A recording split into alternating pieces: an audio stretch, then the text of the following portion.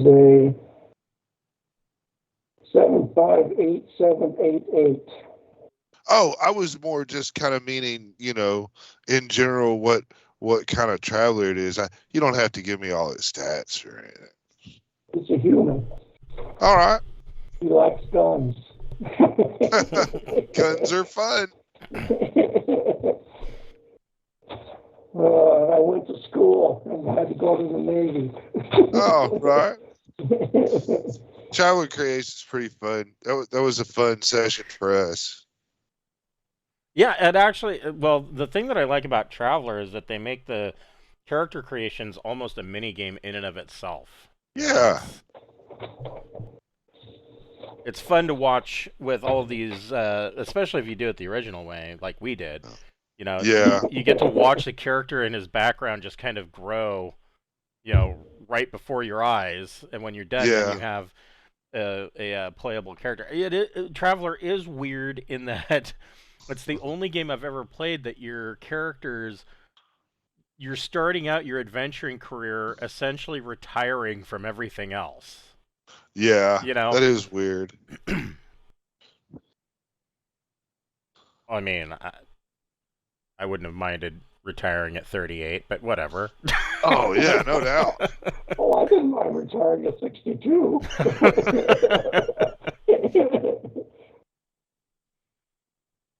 I'm not going to retire. I've worked really hard to become the prima donna of the construction industry, and I'm going to ride that out until I die. I'll just die someday, and I won't go to work the next day. Yeah, that'll be that. On the job with your steel-toed boots on? No, I don't wear steel-toed. I wear track tennis shoes. They're real light and soft. So you get to wear one of the blue hard hats, not the white ones. No, I charge extra if you try to tell me to wear a hard hat. And so generally they'll change the rules or find somebody else. I used to do that shit, but the hard hat hurts my neck and I just don't see a need for it. And so I don't give a damn. If you need me to watch above my head that much for falling stuff, you don't need wallpaper hung yet. Right. That's a really good point. Yeah. Yeah, so I mean, if you've got things working that's going to damage the wallpaper or the vinyl wall covering or whatever, trust me, it's a lot cheaper for you to go ahead and get all that crap done before I do my job. Yeah. And I get to make things like, I need your lights on and your central heat and air on before I start. Right. Yeah.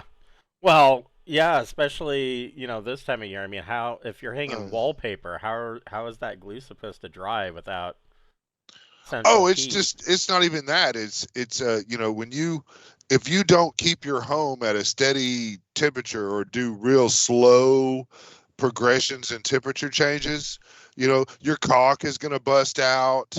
There's just a lot of stuff happens, and the wallpaper will make drastic size changes, because heat and cold make things change sizes. Right. And yeah, and so it'll do stuff. And so, it's just really you need to have it central heat and cooled. If you think you're going to turn your air off or move out or something crazy, then your wallpaper's probably going to get jacked. Yeah. That is true.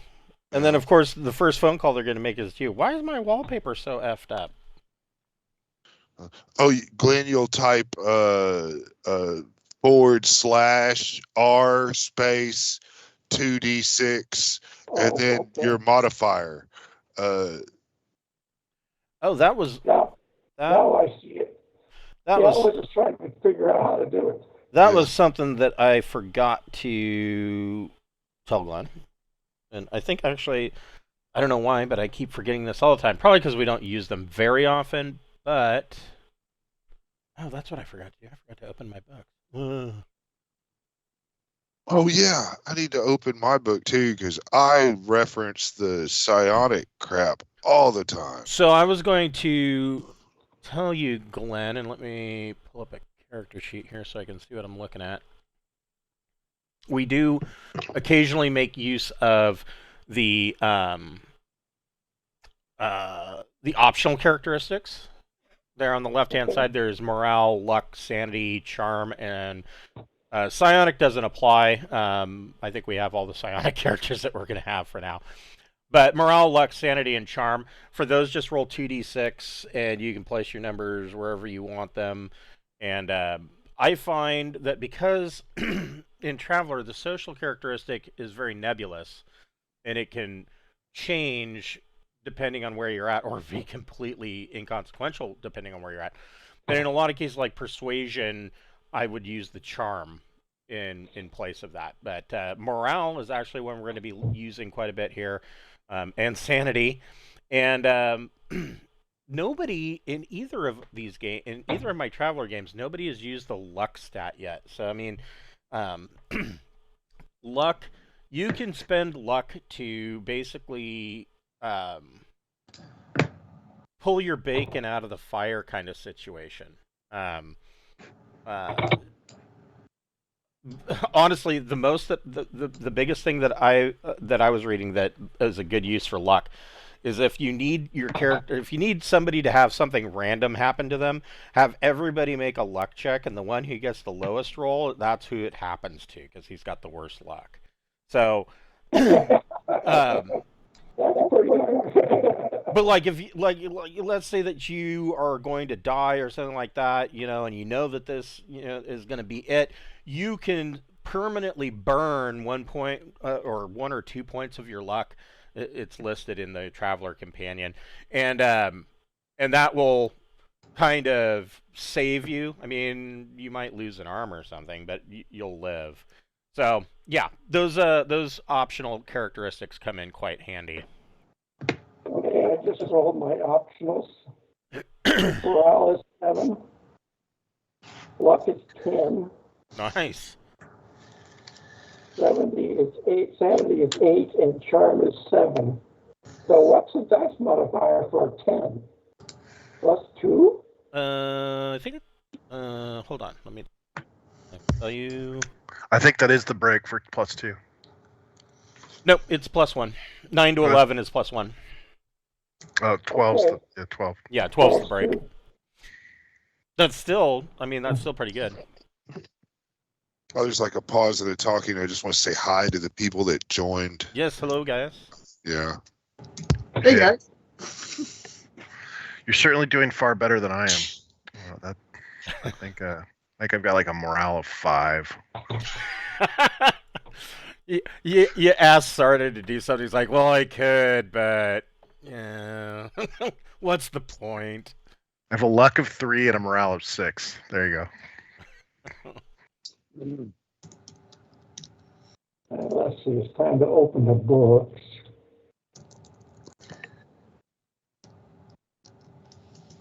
But I'm psychic, so that counts for something.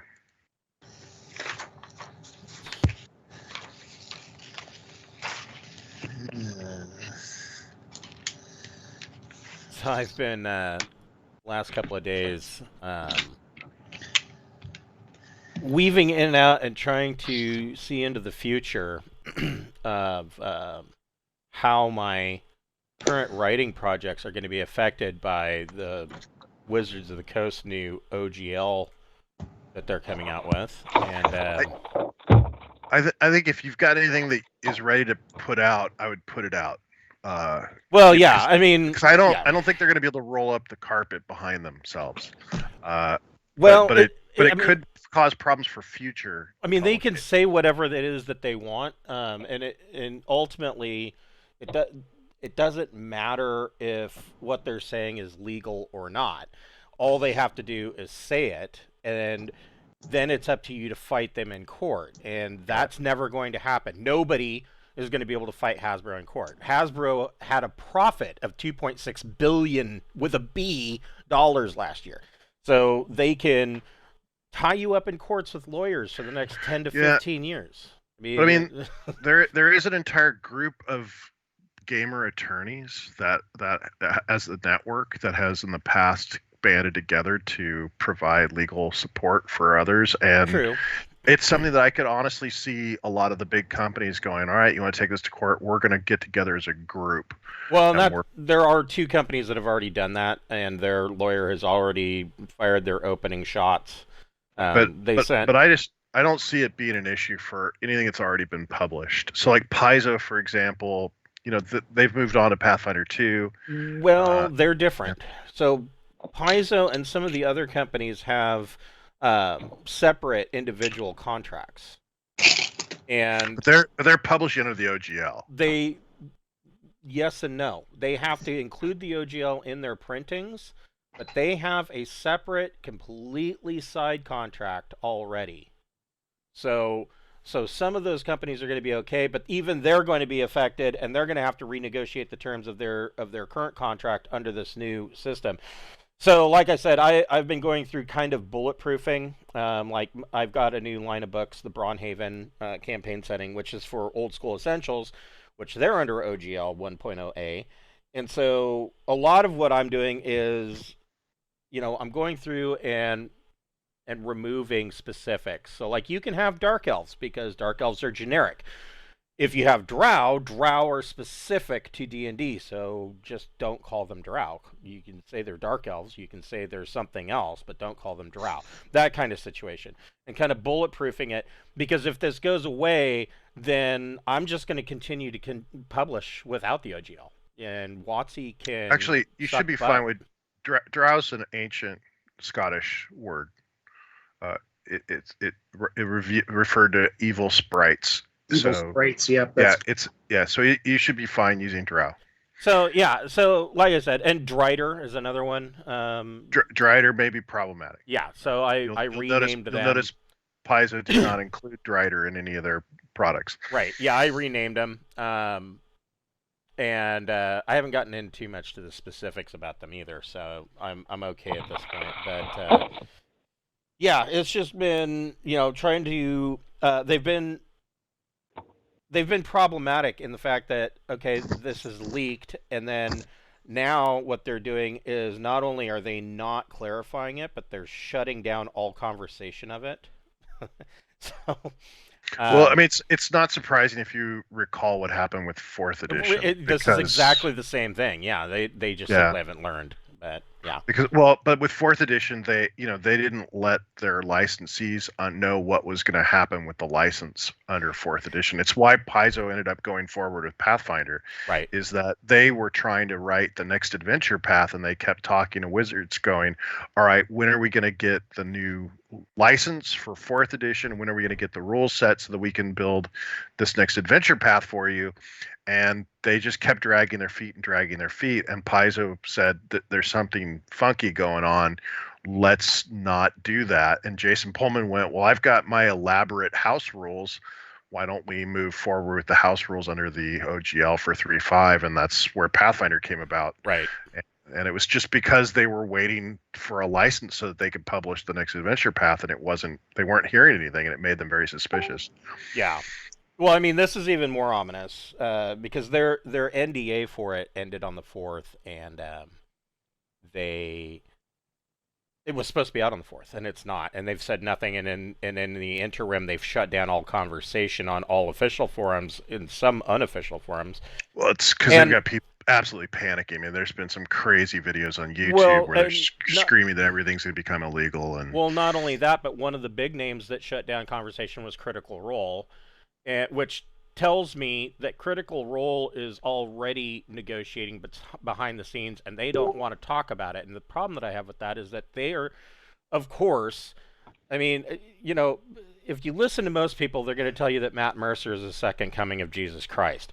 But the reality is that Matt Mercer and Critical Role is going to do what's good for Matt Mercer and Critical Role. So if they can hammer out a deal that gets them kind of around the whole OGL 1.1 situation and gets them into the pockets of WotC, they're going to do that, and they screw the little guy. Mercer and them problem is they don't have the creativity to write.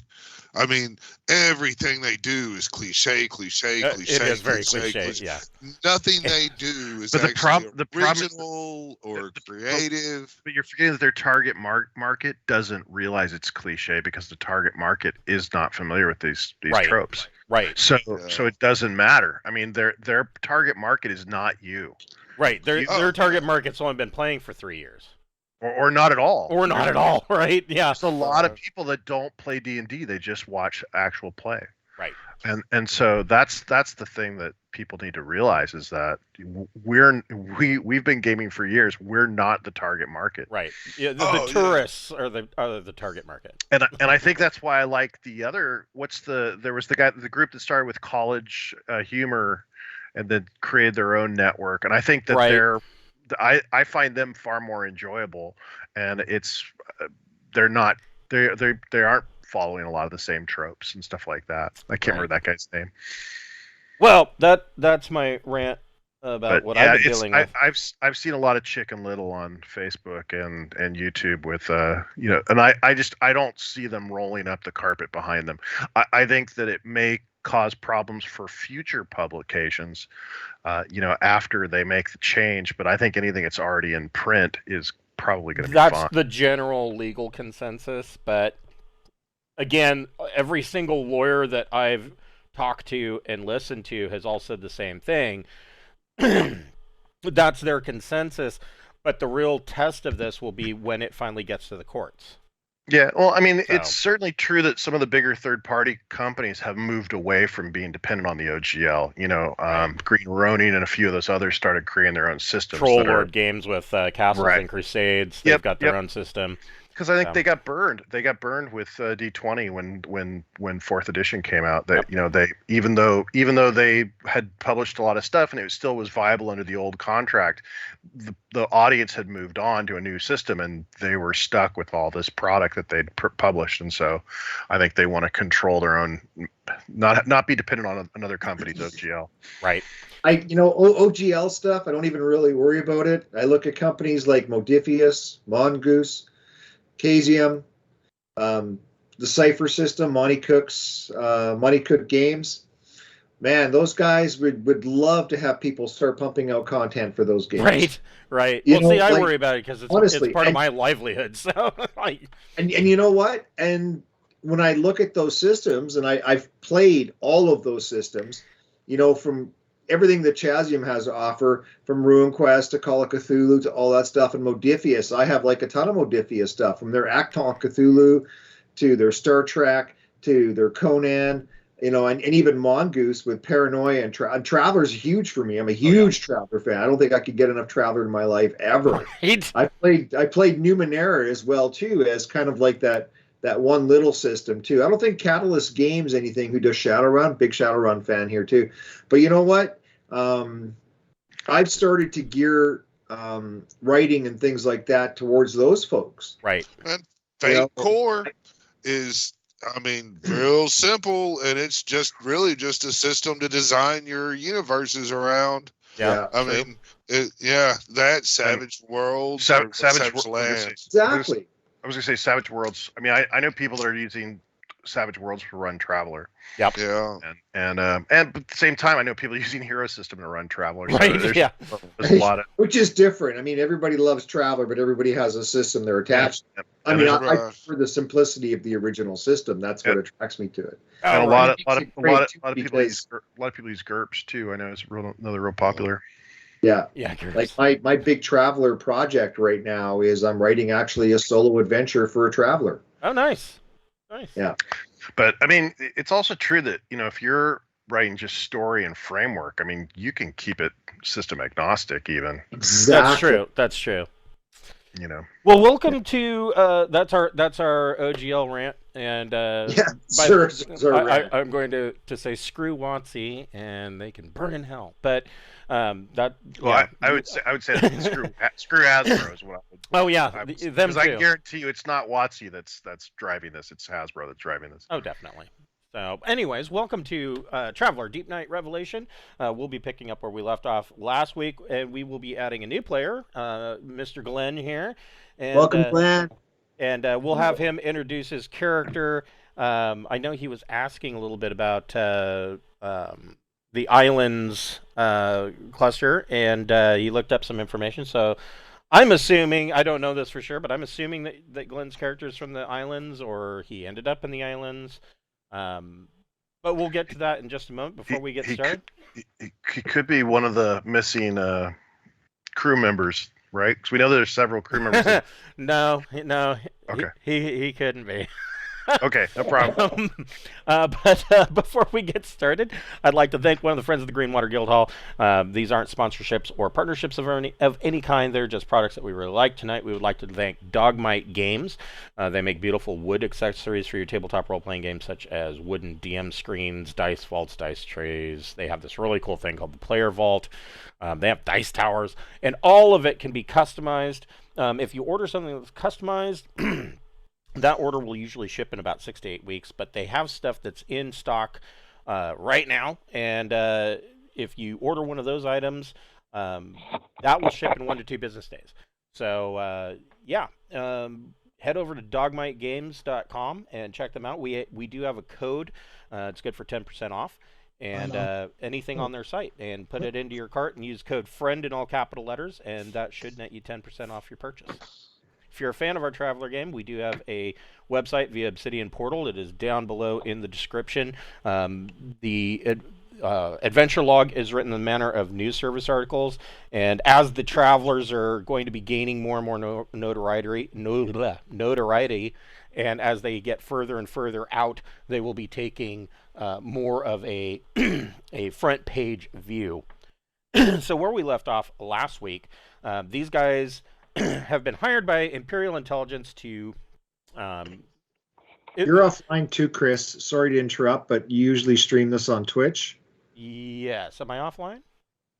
That's what it says. DM Chris is offline. Maybe I'm on the wrong guy. Oh, whatever. Keep going. I'll find it. Hold on here. Let me double check that. It says I'm streaming, but that's not always... Not always true. Well, if you normally watch the stream and it's not coming in right now, go ahead and send Chris a message. Yes, please. Yes, please. No, I'm up. Yeah, no. Yeah, DM Center is the name that I am on Twitch. So, yeah. Yep, it's working. Good. Whew. Oh, sorry about that then. Oh, no, you're fine. No, I've actually had plenty of cases where it just went, nope, we're not going to do it. It's just going to stop. No warning, nothing. It just goes away. But where these guys left off, they were hired by Imperial Intelligence, kind of a situation of...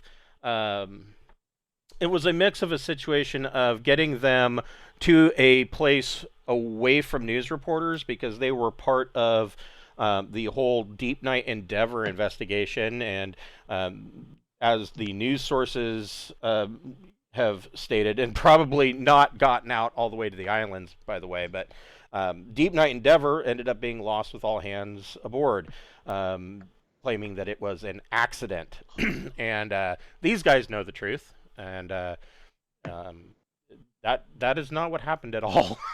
That's so far from the truth of what happened. So somebody killed it. You know, we could make a lot of money if that ship was insured. Right. Yeah. No. Because we could prove to the insurer that they that they destroyed their own ship. Deepnight Endeavor was infected with a kind of fungus. An intelligent psionic fungus, and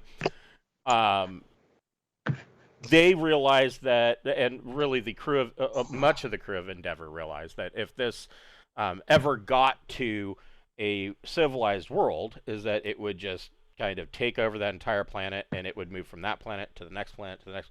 I mean, you're talking about the death of trillions of quintillions of people sooner or later. And so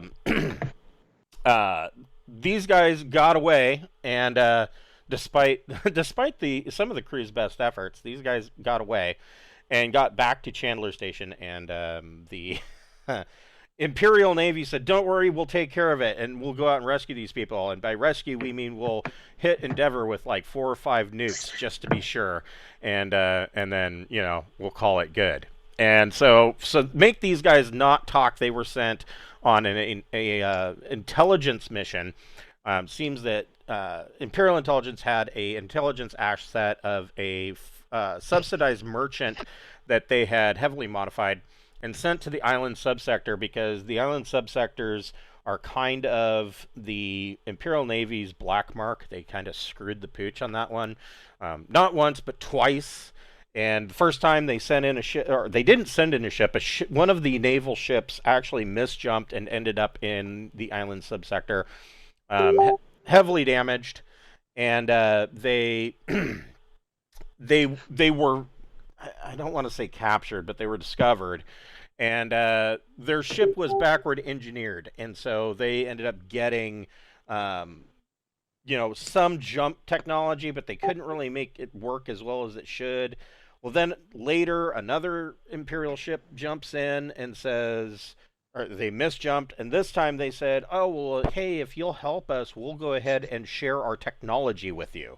That kind of that, the age-old Star Trek conundrum of, do we break the law and give these guys technology? And they did, and everything went really bad, because now all of these worlds that were hundreds of years apart by normal sublight travel are now within a week's jump of each other, and they are not friends. They're at war. And so that whole situation has gone bibbledy really quick. And so the Imperium tries to keep an eye on them. And the main reason for that is that the island subsector is really important in that it it allows a crossing from one side of the Great Rift to the other, connecting the two sides. So, it's kind of important that they're not going to shoot at everything that comes through. And so they send in this subsidized merchant that is heavily modified. And if you look at the deck plan here, you'll see that the cargo hold is segmented, the 10s here. What that segmentation is that the cargo hold can either hold cargo, or you can take the cargo out and seal it off, and it can be filled with fuel.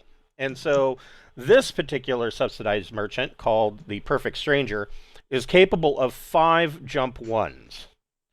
And so it's not a big deal if there's, it's not a huge deal if there's a misjump or something like that, because, hey, you got 4 more tries. you can jump again and get out of there. It's still nerve-wracking, but, it's not the end of the world like it is for some Traveler games. So Perfect Stranger met with some kind of calamity. Its launch is missing. They don't know what happened to that. They know that the launch went to... They are on the planet Acadie right now, in the Acadie system. And they know that the launch went to a mining site called Hulon. And beyond that, they don't know exactly what happened. They know that, according to news sources on Acadie, there was some kind of firearms-related incident, and that's the last that they know. That's all they know. There's no further details. From there, they know that that 2 of the Perfect Stranger's crew member were shipped back to the planet Amondiage, Acadie being a vassal planet of Amondiage, and doing normal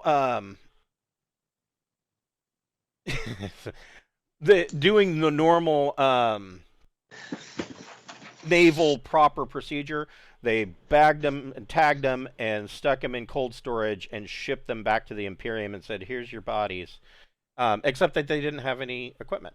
And so the intelligence service sent these guys in to find Perfect Stranger. They found it was not on Amondiage like they were told. It was actually on Acadie. And they traveled to Acadie via a arms merchant. There's evidently a open rebellion going on. I wouldn't say rebellion. A very heated protest going on. And they're shipping in arms. Gabe, who plays Jack, in the process of helping stow those arms in secret compartments in the cargo hold of the ship that they traveled on, discovered that all of these weapons are surplus Imperial arms. Nothing, too major, but mostly advanced combat rifles and the like. The type of stuff that Imperial intelligence would give to guerrilla fighters, and say, "Here, go win your war," kind of situation, and then wash their hands of it. And so these guys find Perfect Stranger, and their mission was to bring back the intelligence computer core first. The ship is second. Well, they have the ship, but when they get on the ship, they discover the ship is not entirely flyable. It's going to need some parts and repairs, and the intelligence logs, the computer core, has been removed. Where we left off, I believe George and Jack were aboard Perfect Stranger, still, kind of going over and deciding what it is that they actually need. And I'm going to say that in the interim, Jack has kind of been, or not Jack, George is up on the bridge and has kind of been going over the local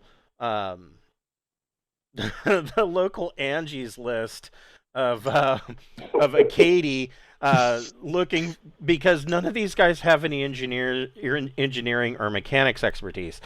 And not only, looking for somebody that might be capable of helping them to install these parts, but also, kind of looking for parts itself. Now, they did find a cache of money on the ship. It was 100,000 credits. So they've got money to buy parts. I've got engineering 4. I don't know what you're talking about, man. Oh, you do have engineering 4? Yeah, it's J drive, but I'm also trained. Well, I'm highly trained in engineering and a good mechanic as well. Oh, Joe, yeah, we got it covered. Yeah, I didn't know that. Yeah, we still have gaps. I'd like to be better at like power systems and things like that. But yeah, no, I think Glenn will have you covered on that. Yeah, I just so happen to have Power 1 and Life Support 1. There you go. So, in the process of George kind of setting, looking for this, you end up meeting Glenn's character, Randolph. Randolph, why don't you tell us about Randolph, Glenn? Randolph is from a poor, dry planet in the Devony sector, or whatever it's called. And I got to go to college, even though there's a few million people in the planet, and they only have two colleges. But I had to take Naval ROTC, so my first term was in the Navy.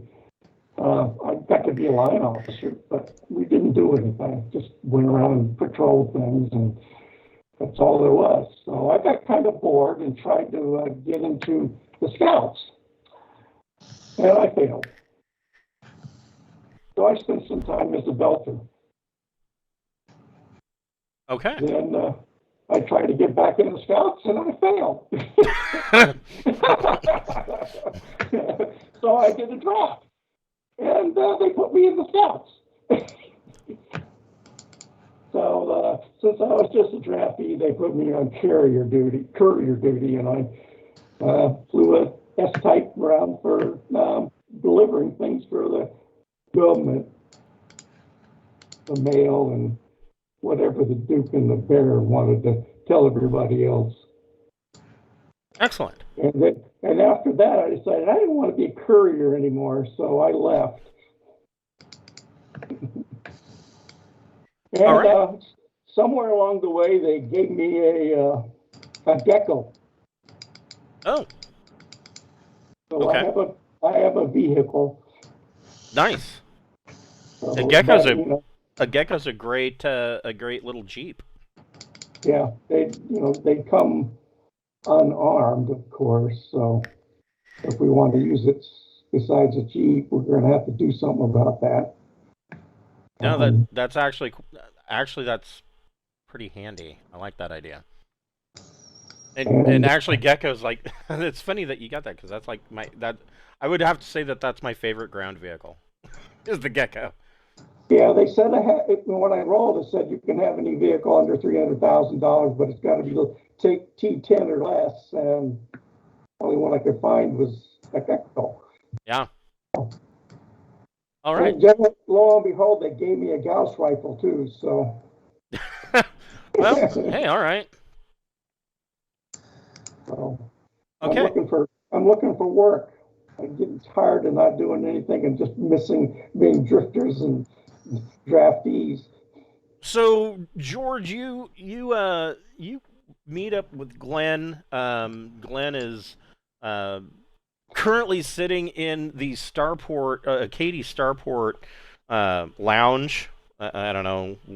It probably doesn't even have a name. It's one of those little sidebar areas that you see in the airport. It's like the Astro Burger. Yes, yeah, he's inside the Astro Burger using their free Wi-Fi, and you kind of get in touch with them, and so you guys are chatting back and forth. You, of course, are still on the bridge, and I don't know. He seems like a pretty reputable guy. I got promoted in the Navy, even though I left. Is there any way for me to vet him with the systems I have, or can I look it up? Can I just kind of quickly like a little computer check and look him up and see if I can find anything on him? Or yeah, go ahead and make an electronic. Is he a reputable guy? Yeah, go ahead and make a computers plus computers plus intellect or education, your choice. I always my education's a 4, Chris. I use intellect for everything. No, it's a 5, so it's just as bad. So that's 2 plus 10. Okay, so yeah, you essentially do the exact same thing that these as of yet unnamed guys that have been tailing Bocephus and Sarta.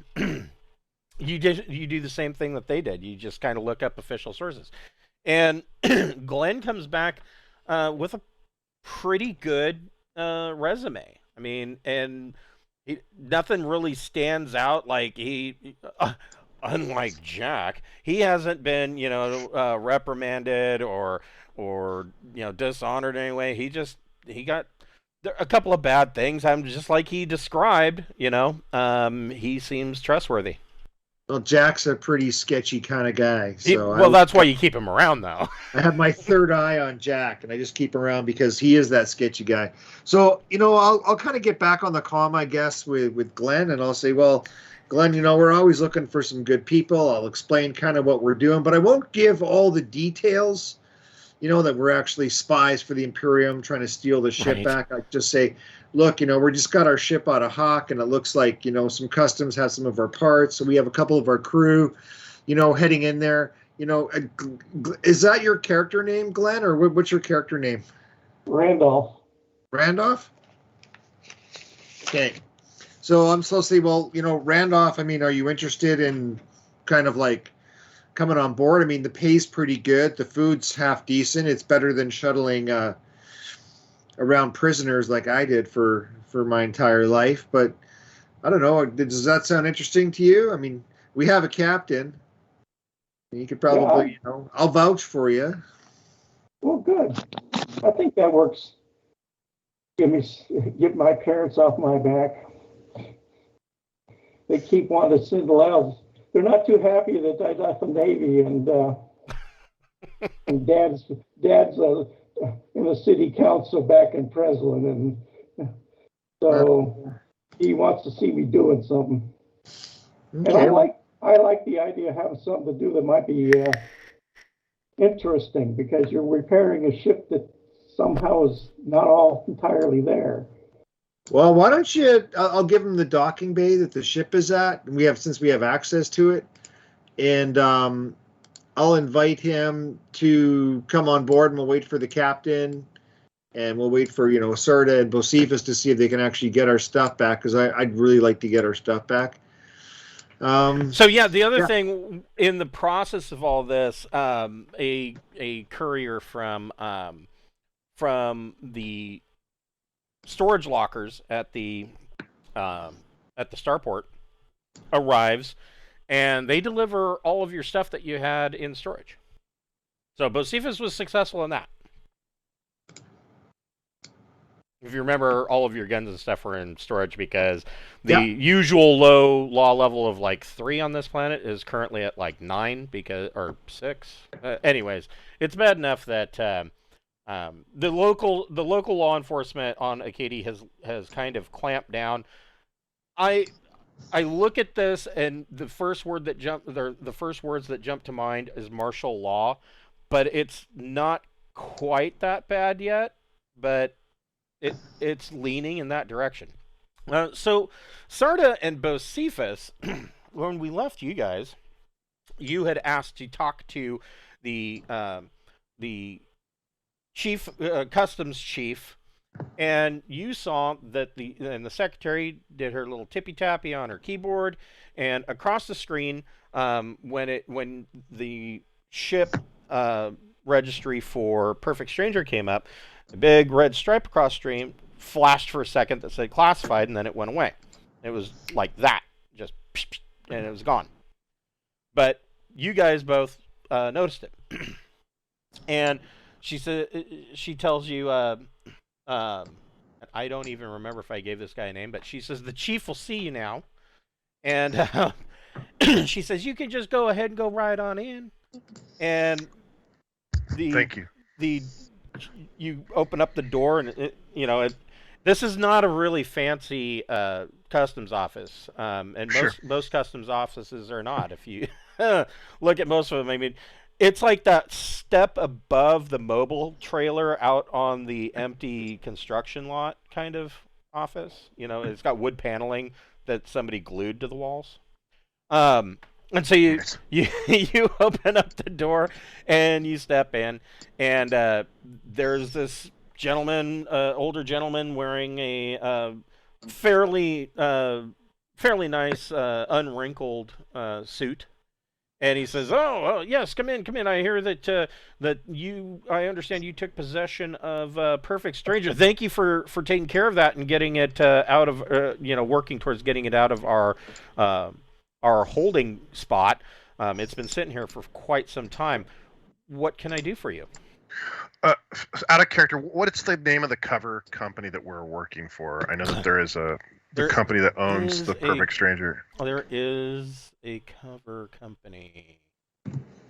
I don't think they ever gave a name. I mean, because it's the ship's not in our name; it's in the name of our company that we're representing. Well, officially, the paperwork, you are representatives of this company, but the paperwork puts the ship in your names. Specifically, you are officially owners. So, and that kind of gels, because it is a subsidized merchant, and a lot of these, the way they work is that they are owner-operator kind of situations. So if you had gone, if the company said, "Hey, we've got this ship that's out in the middle of nowhere," this is funny because my dad was an owner-operator truck driver, and this exact situation happened. We have this ship that's out in the middle of nowhere. The owners are missing or absconded. If you go, you can purchase it, and if you go out and pick it up, it's yours, and then you can continue to operate for the company. That's kind of the. So it's like a bank that owns the title type thing, right? More or less, yeah. Lease to own, I don't know, that kind of thing. You are officially the owners on the paperwork, though.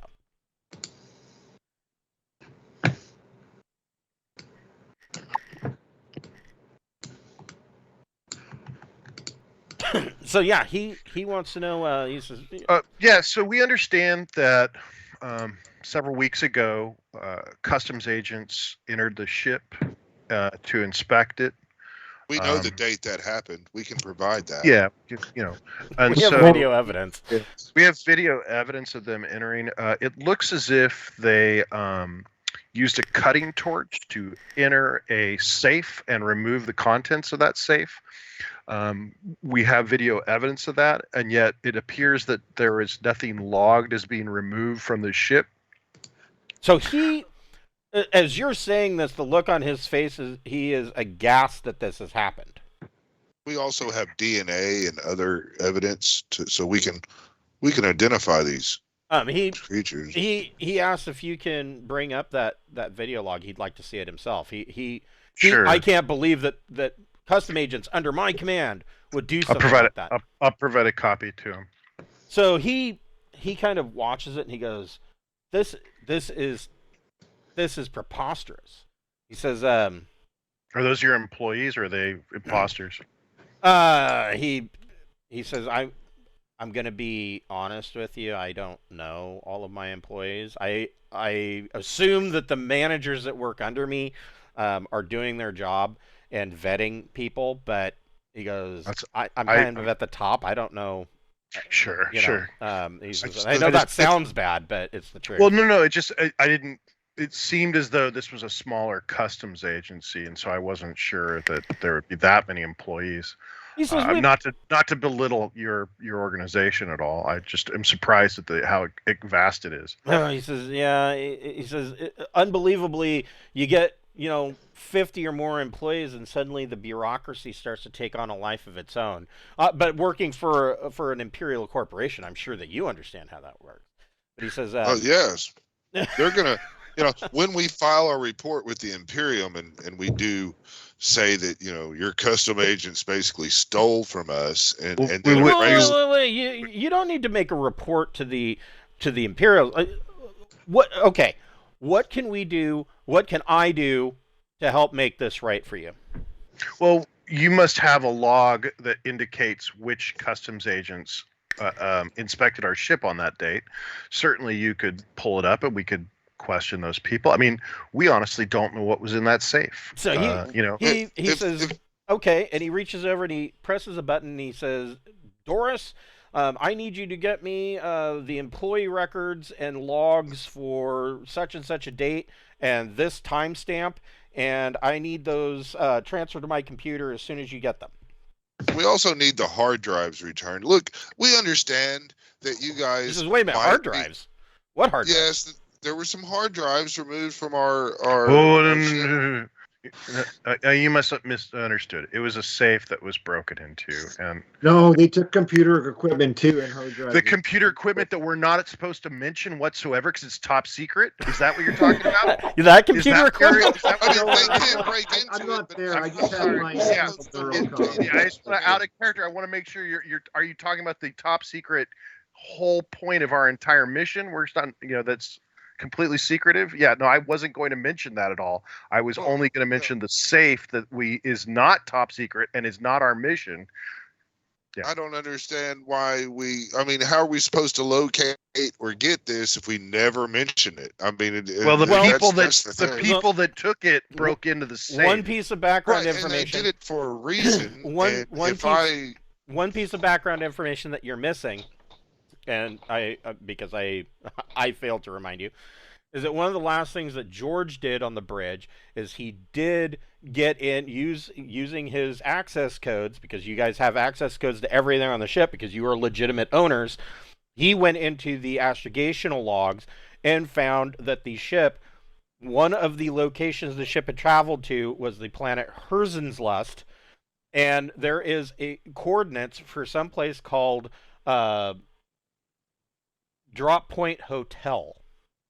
It doesn't say what Drop Point Hotel is, but the immediate thought that George and Jack had was that that's likely a backup of the intelligence core, and so if you can get to Herzenslust, you can pick it up.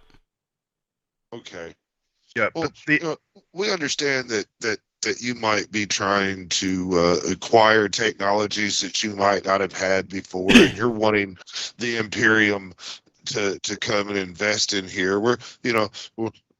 Our reports and everything could make or break this system. We could make this system a place where people came to refuel and did lots of trade. No. You don't need to make a report. We don't need to involve Imperial authorities. We love the Imperium. Well, let's just before we make a big deal of it, let's try to talk to the people that were on our ship that broke into the safe that contained whatever it was, and try to determine, what happened.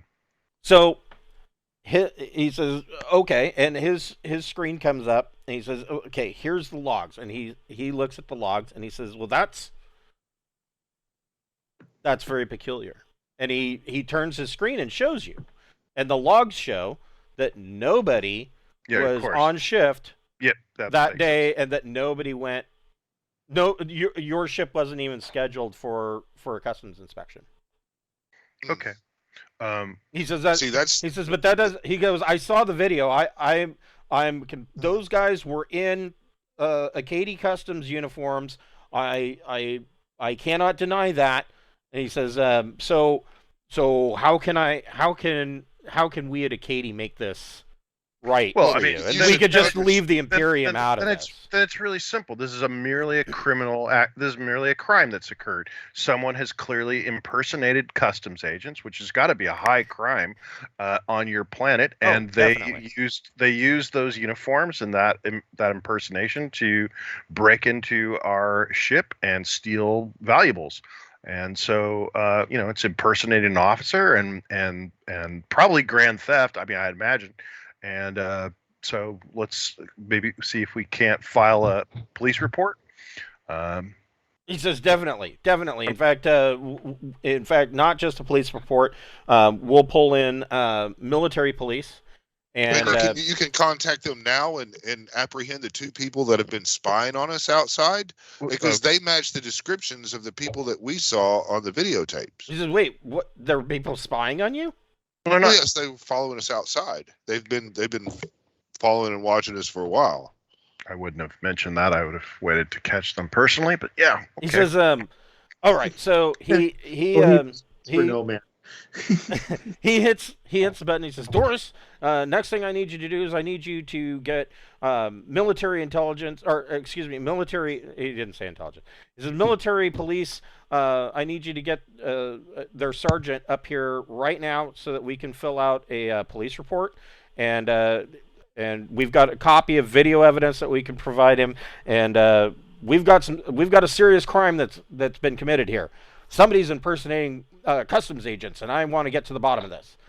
And he lets his finger off the button. And he says, all right, so do you have an estimation of the value of the goods that were in the safe?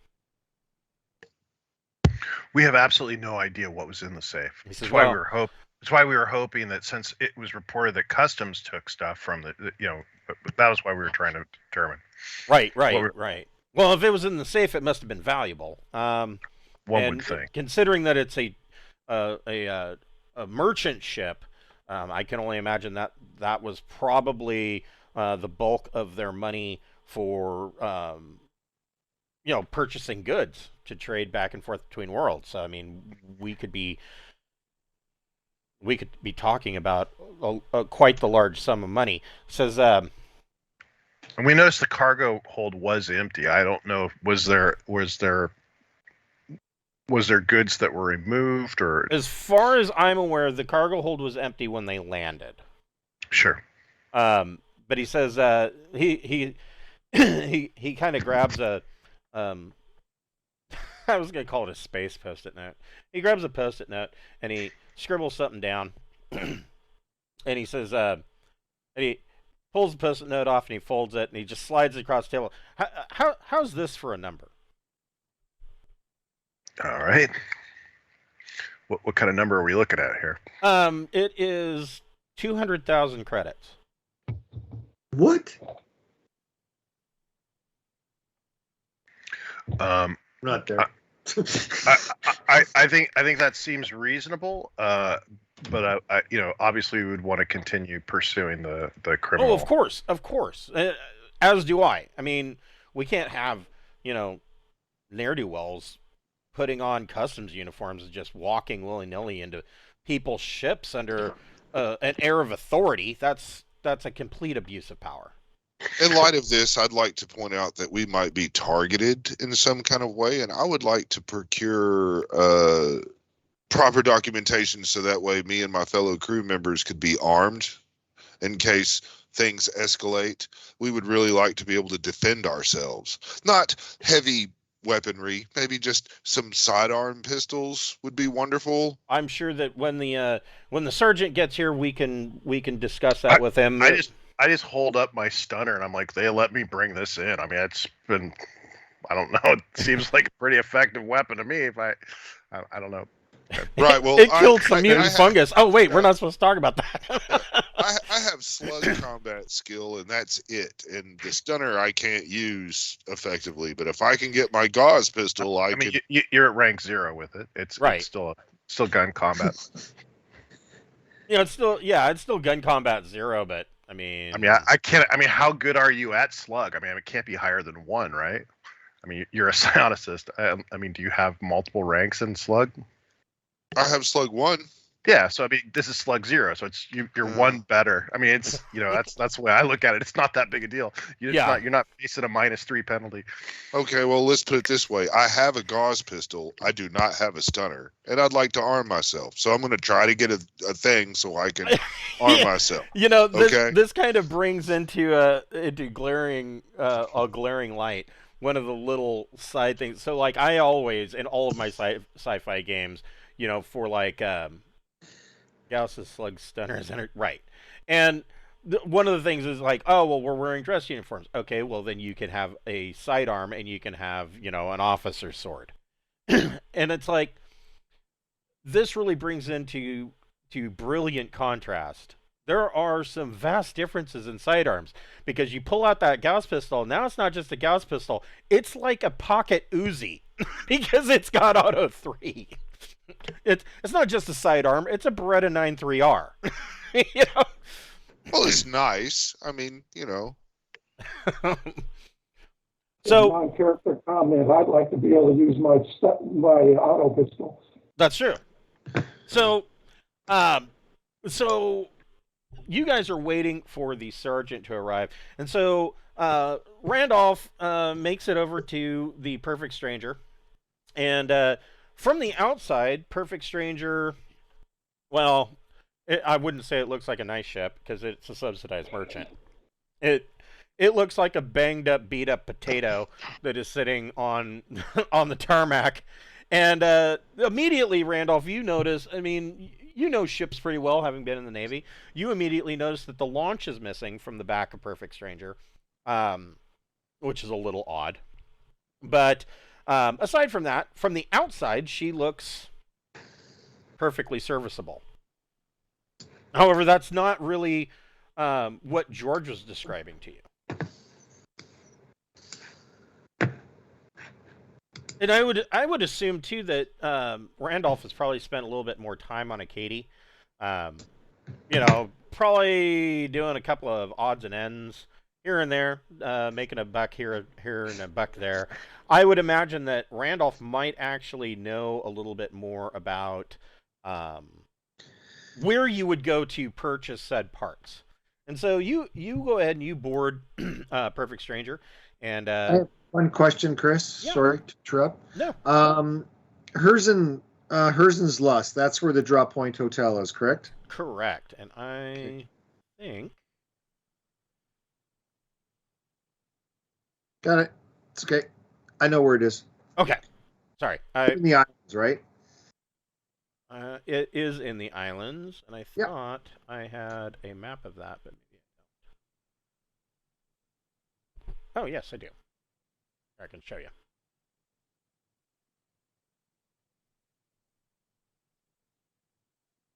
Yeah, that's where I thought. Yep. So Herzen's Lust is right down here. You guys are over here. Yep, and Acadie. Yep. So, so you Can we even get there? well, it is capable of 5 jump 1s. Although Randolph probably doesn't know. Yeah, Randolph doesn't know this yet. No. So I mean, so Randolph, you get up into the. But I mean, that's got to be pretty common. I mean, any of these fat traders that are only jump 1. I mean, unless you're going to be stuck in the Mondiage cluster, I mean, there's no way out. Right. You know, well, and most subsidized merchants, That's what they do their entire life, is just work a cluster. Right, but I mean, they had to get here initially, and so Right. they were either transported by a freighter or they did exactly what this one's doing. You know? Right. And so George and Jack meet you at the airlock, and George and Jack, I mean, like I said, Randolph's been here a little bit longer than you guys have, by maybe a week or two, but he probably has more information about, where do you get good parts? I mean, he was a courier for a while, so those guys a lot of times have to they have to think a little quick on their feet.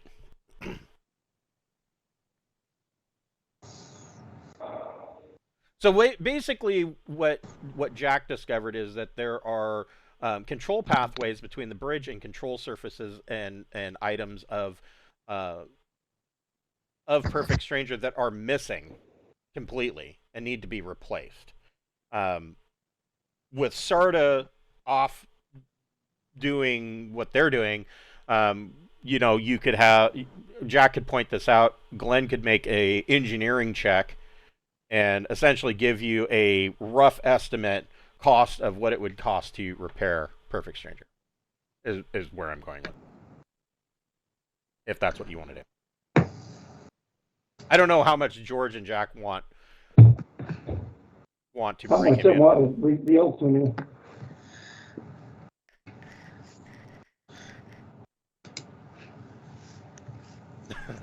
I'm okay. I'm going to make kind of Jack get that decision made. I'm more concerned with getting the ship repaired.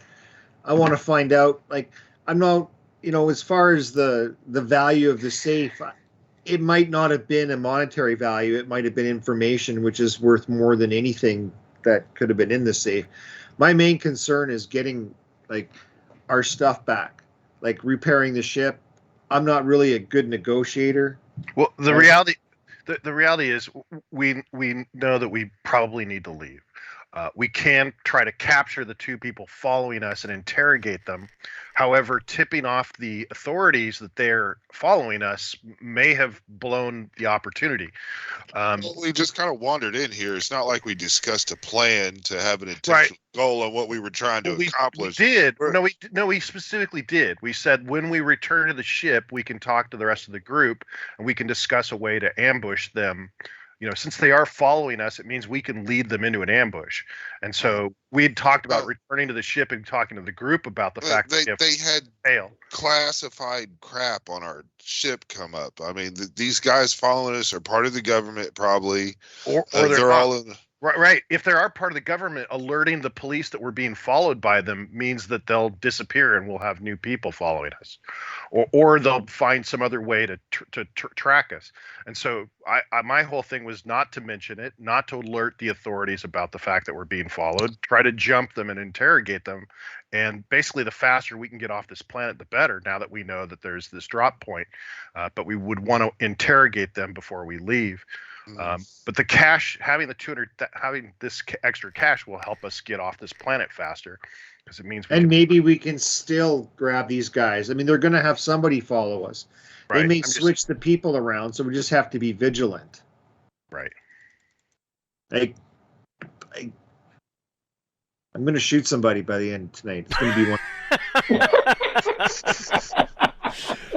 So I'm Jack, trying to get us a pass to do that. Well, I got my armor I mean, on. my line of thinking is I'm saying we're being followed.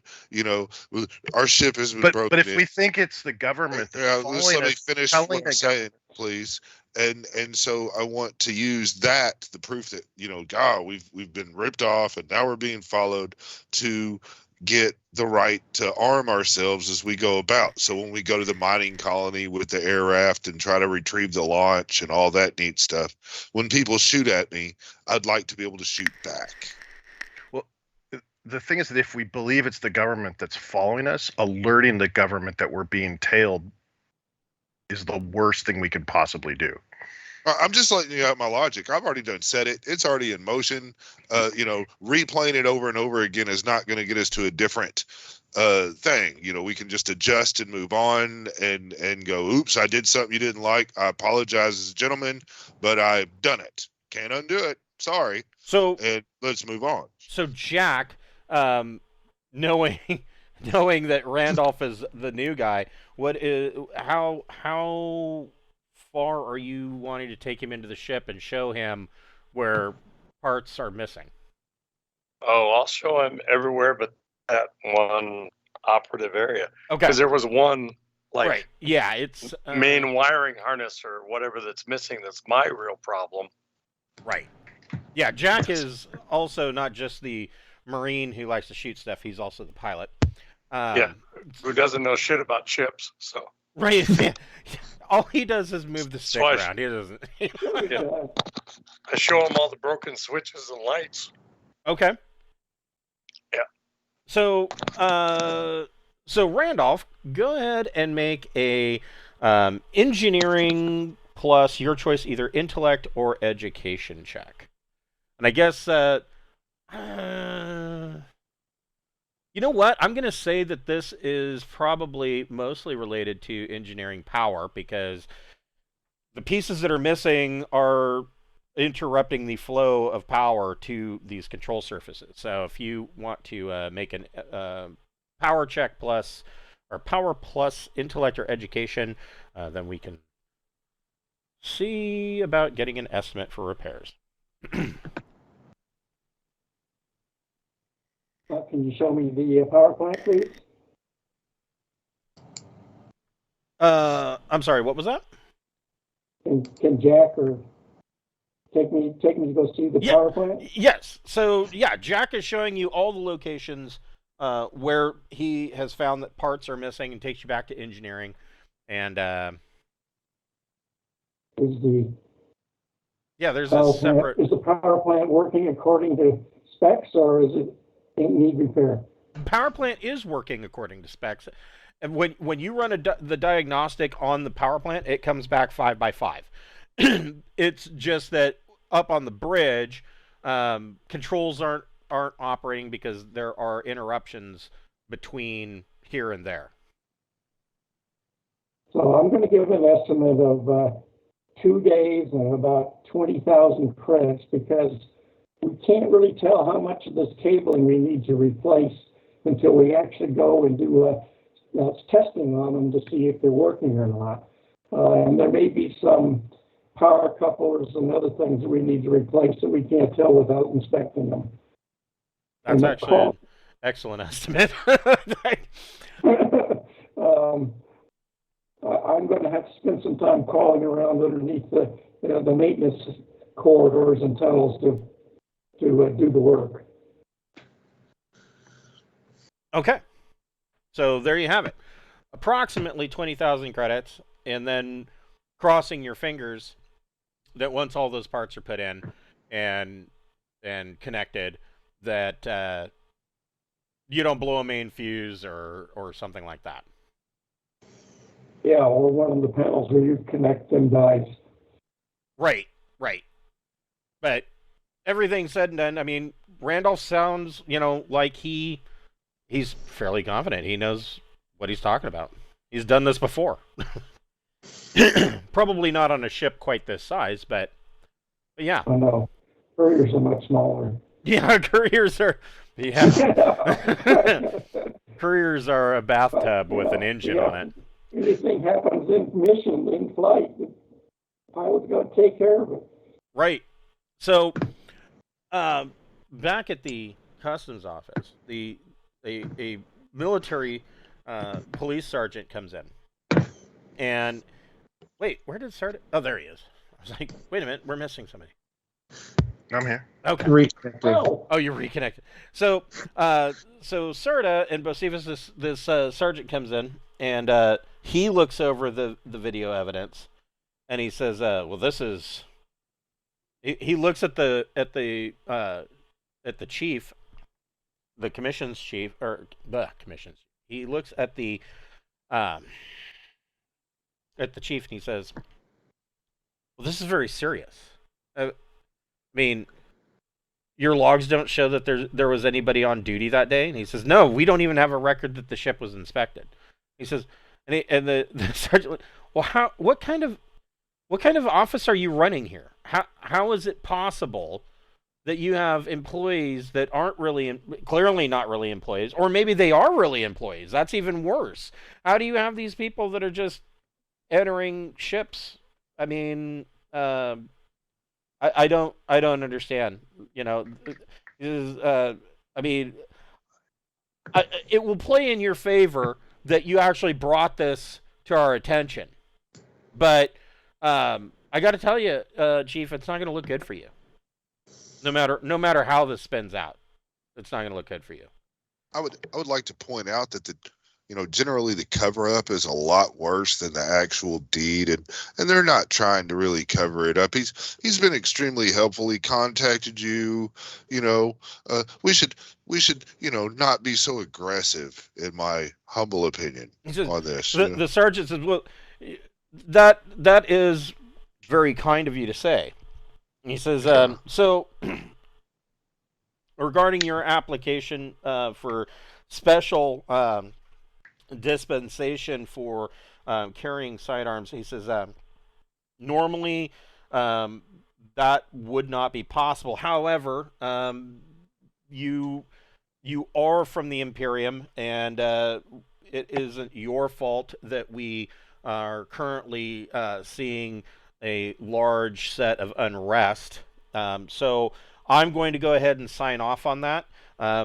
You and your crew are going to be allowed sidearms, and you can wear armor. Let's try to keep it mesh or cloth. Yeah. We are not warriors. We're." He says, we don't want to go too overboard. I mean, if you're walking around with flak, then that's going to start, Me and my companions, we're not, mercenaries or anything. We're just simple trader businessmen trying to establish fair trade and an uplifting experience for both the Imperium and you happy, beautiful people. In fact, we're about to take an air raft tour to see what your beautiful planet has to offer. I happen to like cold climates because I find them refreshing and rejuvenating. Oh, yes, I forgot. Yes, Acadie is brisk for Glenn. This is Acadie. You'll notice that this is mostly ice caps. It is a. We're still planning on taking the air raft to the mining camp. No, right? I wasn't. I was planning to get the hell out of here. Well, I mean, we have to repair and stuff. There's a time. Right. Stuff that we can hit the mining camp. That's where our launch is. Yeah, let's get everything back. Okay. So the sergeant, shakes hands with Bocephus and Sarta, and he says, I'm going to look into this, and I'm sorry that this happened to you. We will investigate this, and I promise to do everything I can to catch the people that did this. Thank you. That is wonderful. Can I get your contact information and your certainly? And he doesn't even give you the contact to his desk. He gives you contact information to his direct mobile com. Okay, well, that's less reassuring. I would far rather have his official desk, because for all I know, this guy's fake. Probably is. Well, that's what I'm saying. That's why I'm asking. And if I want to talk to your direct supervisor, should I contact the official office? Yeah, he gives you the office number. There we go. That's what I'm looking for.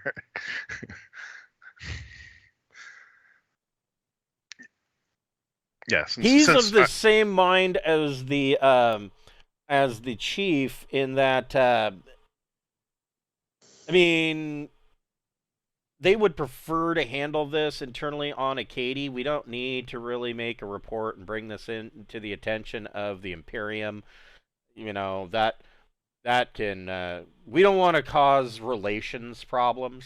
I understand. Our entire intent is to get our ship operating and off and back to the Imperium as quickly as possible. And it does appear that someone came in looted the safe and sabotaged the ship so that it can't fly.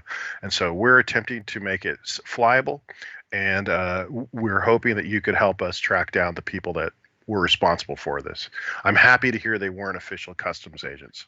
So he looks over at the customs chief and he says, so their ship was sabotaged too. I'm sure that we can supply them with the parts to get them airborne. Can we not? And the customs chief says, well, of course. And so he types into his computer, and you are authorized to requisition any parts that you need on Acadie's dime. Perfect. If they do capture these people that are in this video, and all of that, I would like to request that we take them with us in a low berth so we could they could stand trial when we reach the Imperium. I'm a doctor, and I can assure that they will be treated very humanely. That's probably not going to be something that's going to happen. If you don't ask, they won't deliver. Yeah, the crime is impersonating a local official, so right. Turn him over to the Imperium for that. Yeah, now they kind of want him for that more than you do. Sure, I'm not going to fight him for it. I mean, I don't even have my pistol yet. So he shakes your hands, and they kind of, both he and the chief kind of walk you out of the office, and they both tell if you can requisition any parts you need, and if there is anything that we can do to assist you, please don't hesitate to call. If you continue to think that you are being followed, don't. I mean, I know that you are authorized to use your sidearms, or to carry your sidearms, but please don't take the law into your own hands. Let us handle it. Go ahead and give me a call. Of course. Thank you very much. Yes. Jack is typing. All right. So you guys, where is Sarta and Bocephus? Where are you heading after the customs office? We're returning to the stranger, right? The perfect stranger. Back to the ship. Yeah, Okay. we're in total agreement on that. Okay, Yep. So you guys, you make your way back. I mean, it's not far from the customs office. Sure. You make your way back to Perfect Stranger, and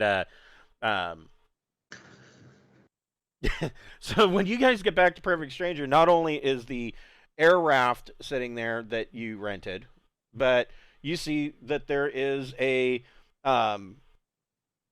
there's a Gecko wheeled vehicle sitting there. Oh. And you're like, well, who's I would kind of, I don't know, I'm going to assume that probably George and Jack probably calmed you and told. I mean, yeah, that was the whole idea. We let them know that Randolph was, coming to join us. Sent over he's very reputable, that kind of stuff. I'm sure we would have also informed them that we have the cost for the ship repair for the parts. Right, yeah, 20K worth of parts. 20K worth of spares. We can just requisition any parts we need to get the ship operational. So, don't spend any money. Right, yeah. And you're now up 300K. You guys are fairly flush. And that's, I mean, you guys haven't even been rewarded yet. You guys are doing pretty good. So obviously to requisition these parts, you're going to have to go over to their mechanic shop and get what you want. Who all is going for that? So before we leave, let's try to get a good map of the area and try to determine where it would be a good spot to possibly ambush people who are following us. If we are being followed, let's try to find, might be, someplace where we have to make a left turn, or someplace where there is like a more cover, place where it's less likely to be noticed that we've turned right. When we turn right, we stop. As they follow us around that corner, we jump them. Just let's figure out. Let's plan an ambush. So this Do it outside of town. Yes. So I would do it here because the quicker we can grab them, the faster we can interrogate them. We can get them back on the ship.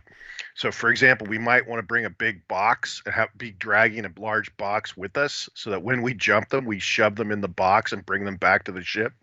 I mean, it's one of those things where the quicker we can interrogate them, the less likely they are to be spooked. So I am assuming that you're all going. Is that the idea? I don't.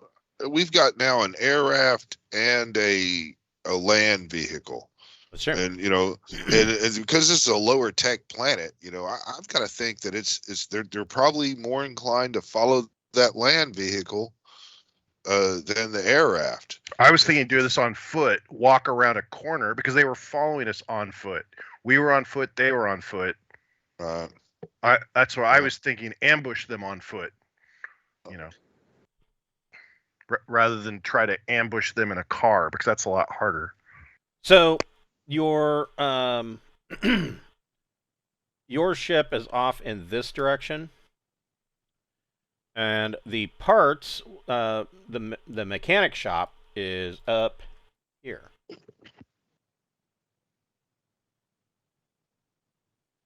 Let me throw people on the board here. I have admin as well as mechanics, so I can go ahead and take care of trying to get the parts after I figure out what we need. Yeah, if everybody else is kind of headed on, I someone needs to watch the ship, and so Okay. I don't mind watching the ship if that's what needs to be done. I mean, well, I think I'm probably far better qualified to, because I can, with sensors, I can be watching things through the ship's sensors. I'm happy to stay behind and watch the ship. Sure. Yeah. Someone should watch the ship. I don't care who.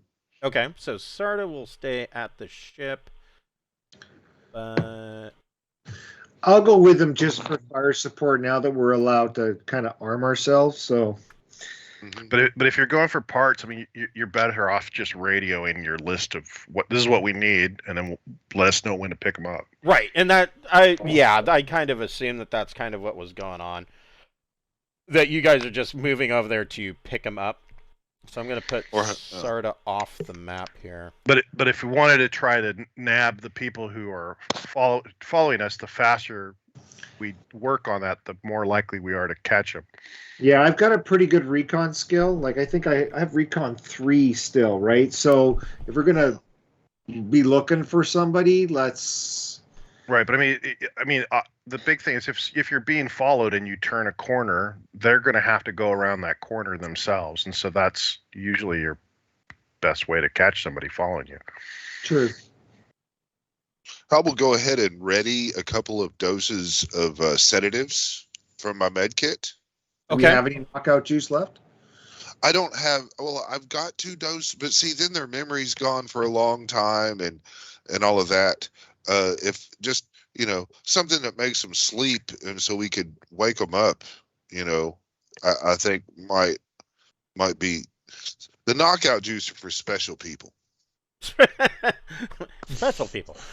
So, yeah. Glenn, I just made a generic. I didn't know what Randolph looked like. I just made a. Thanks to the glorious abilities of AI art, I made a generic token for you. And Thank you. You have the ability, you have full editing ability, so if you want to go into your character and change that later, you certainly can. I just threw this together so that we have something to throw up on the map and get us started. And, while I'm doing this, I'm just going to throw you guys up there now. That way... I'll have to do it again later.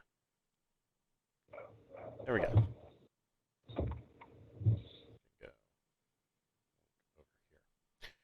Okay, So, yeah, the you guys are, of course, here, and then the mechanic shop is up here.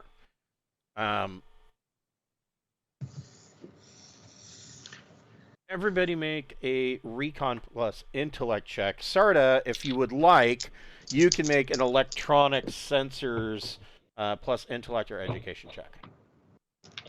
Actually, let's have Sarta do that before you roll your recon checks. Let's have Sarta do that first, and we'll see if we can give you any bonuses to your recon. Sure. Yeah, I'll be the man in the sky here. Yeah, this is almost like playing Shadowrun. It's been a while since I had to think of the idea.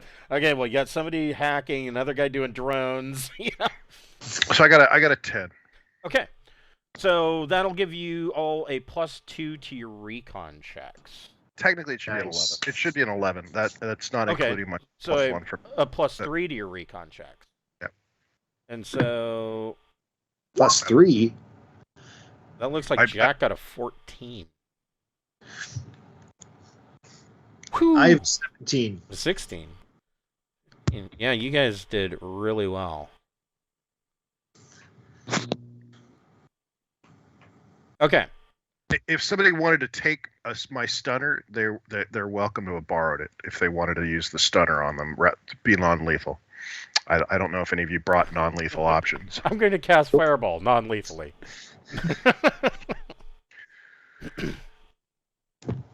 So if that was, rather than opening up with small arms fire in the middle of a parking lot, you wanted to instead use a quiet weapon that can knock a person out. So Glenn, one of the ways that I do it to roll dice is over on the left-hand side where your toolbar is. The second to the last button is a little dice icon. You can either mouse over that and then just select 2d6, or you can open it up and actually put in your modifier. That might be easier too. Well, let's see, we got a +3 modifier from this. From Sarta, yeah. And I got a +1, so that's +4.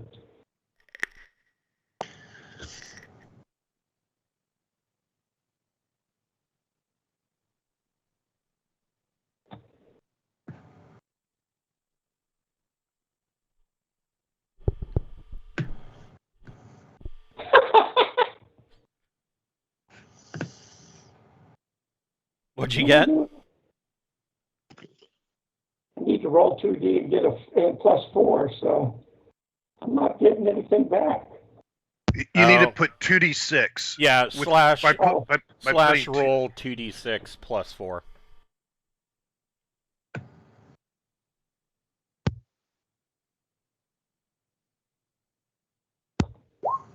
There you go. So yeah, you guys all did fairly well. So what you see? Did anybody take Sarta's stunner? Nobody took him up on it. I know. Jack has his own center. You're welcome to borrow it. Take it. It's a tech level 10. It does 2d6 +3 damage. I might ask you that if I use it. I'm going to leave you my gauze pistol here at the ship. So, right. And I also have a gauze rifle that you're welcome to use. I'm just as good at. Yeah, I have gun combat 0, so I'm just as good at all guns. Oh, I hear you. I don't want to leave you unarmed, especially if you're watching the ship. I figure if they can break into the ship, my pistol's not going to stop them. You know what I mean? My shotgun. My shotgun. I'm just saying, if they can get through the ship door and wall, my pistol's not going to stop them. Well, yeah, but you have other things that can stop them, such as you can turn the gravity up to 1.8. Right. That would ruin somebody's day real quick. That'd be my method of. Or just sit there like you're playing a Moog. Move the gravity control back and forth, up and down, up and down, up and down. Like you're scratching. Yes. So the first thing that you guys notice, and you see this, Sarta, first thing, is that there in this area and in this area, there are a bunch of people that are crowding around the area, and they all have their little picket signs, and the entire place smells of patchouli, and they're all complaining about something.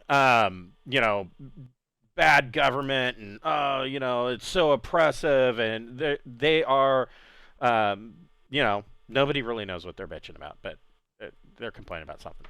And so there's probably total in this area here probably about 25, maybe 30 protesters. Over here, there's probably another 25 to 30 protesters. So you're talking 50 to 60 people that are all standing around, not working and moving their picket signs. However, let's see, Jack and Bocephus, you on this rooftop here, you guys catch the glint of somebody looking at you through a scope.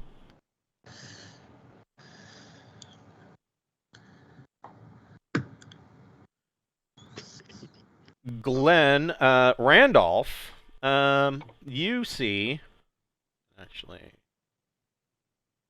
he's going to be up here. One of the protesters seems to be acting a little bit differently than all the rest. Like, he doesn't have a picket sign, and he's not really chanting, at least not in unison. He seems to be acting a little bit differently than the rest of the people, and he's over here. And this guy, he's just wearing, he looks like he's just wearing standard Starport coveralls. I mean, not any particular logo or uniform or anything, but he looks like a dock worker. But he's not chanting, he's not picketing, and he's just kind of keeping an eye in this general direction on the street. If we're gonna do Sarta's thing, where we just kind of turn a corner and see if they come to us, there's this area here, I guess, or we can head that way. What I could try to do is I've actually got some stealth skills. I could try to sneak this way and, come around, all the way around through here, maybe sneak up behind this guy and give him a little knockout. Not the special juice. I want him to keep his memory, but just the sedative that I have kind of prepped to. Or the stunner. Yeah, or the stunner. That'll work. The stunner would make noise, doesn't it? I mean, when you yeah, it's also very short range. Right. Yeah, you got to be within. Isn't it like 5 meters? It's that particular one, that tech level. It is. Yeah, the higher tech level is a 10 meter range, but it's a very short range. That's the one that shoots out the little darts. at the same time, it's not auto fire. It's which causes people to, generally speaking, panic. Right. But I mean, that's my suggestion is if y'all want, I'll sneak around these buildings and stuff and kind of try to creep up behind this guy. If y'all want to think about guy on the roof. Well, why don't we do this? Why don't we have everybody roll initiative? So the way to deal, if you guys mention the guy on the roof, I'll just let you know, the way to deal with the guy on the roof is you need to go somewhere that he can't support. So then he has to move to get to the next position. And so you might move over here so he can't see me. Right. If you move somewhere where he can't provide cover or watch you, he's going to be forced to move. Now he's far enough away. Sarta, or I'm sorry, not Sarta. Jack and Bocephus, you saw the glint of sunlight. You're kind of assuming that it's a scope, but I mean, you don't know. I mean, he could be looking at you through binoculars, but Jack's immediate assumption is sniper. I will definitely whisper that. There's a guy on that roof over there next to the shop. So yeah, roll 2d6 plus either your intelligence or your dex. It is equally good to be have agility as it is to be quick of mind, and you're shooting for average 8+, and your effect plus or minus is your niche. These idiots. Well, they're not idiots. Anybody have tactics, military that might help with the initiative? I do. Oh wait, never mind. I have 0, but Yeah, then that would mean that everybody would get to add 0 to their roll if you succeed. 6 plus 2 is 8. And you should be able to. You should have access and be able to plug in your own initiative numbers.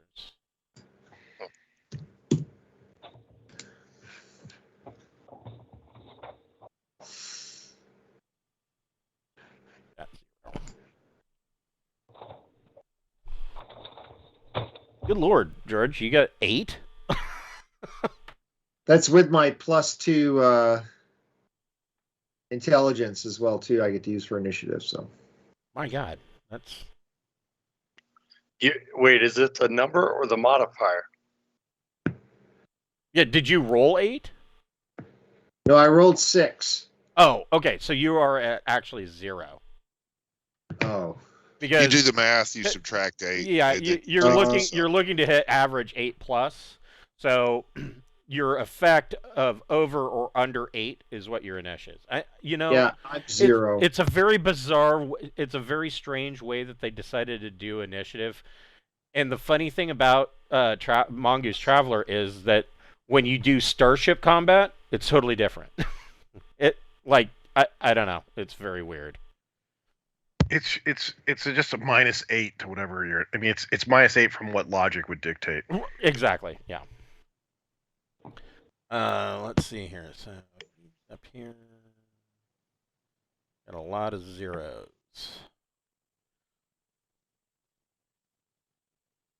I'm going to say out of the zeros, Sarta is going to go first because he's got the sensors. So then between Randolph and George, which one of you wants to go first?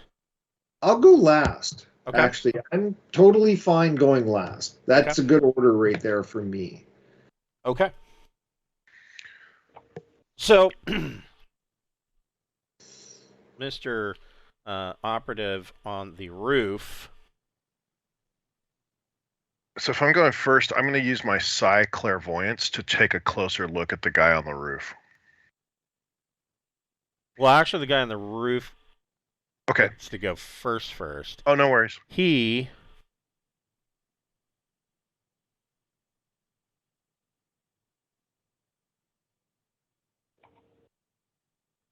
is just going to move 3 meters to the other corner and get a better look at you guys. Bocephus, what would you like to do?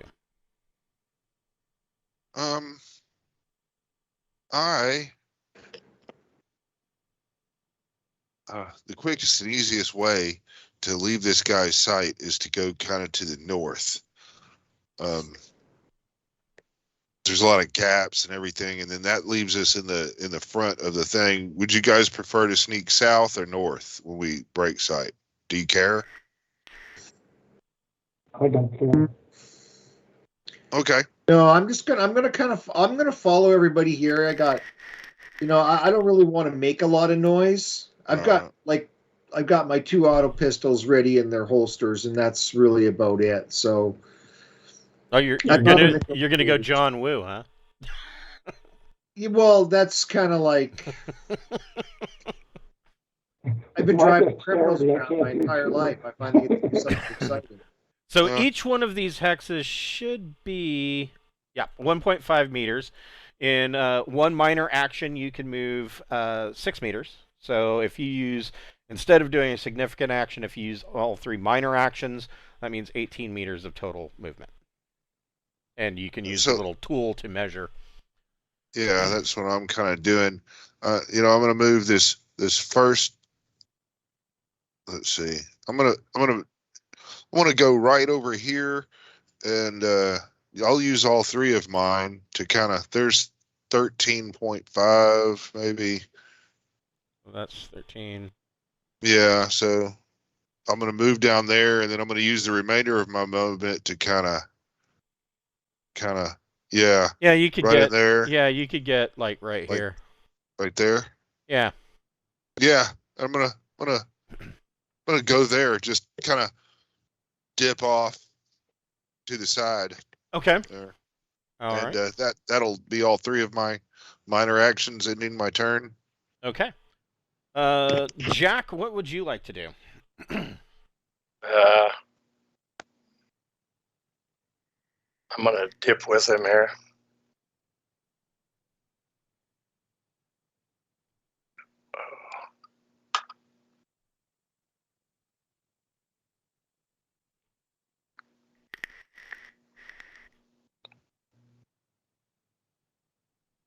I'll just back him up for now.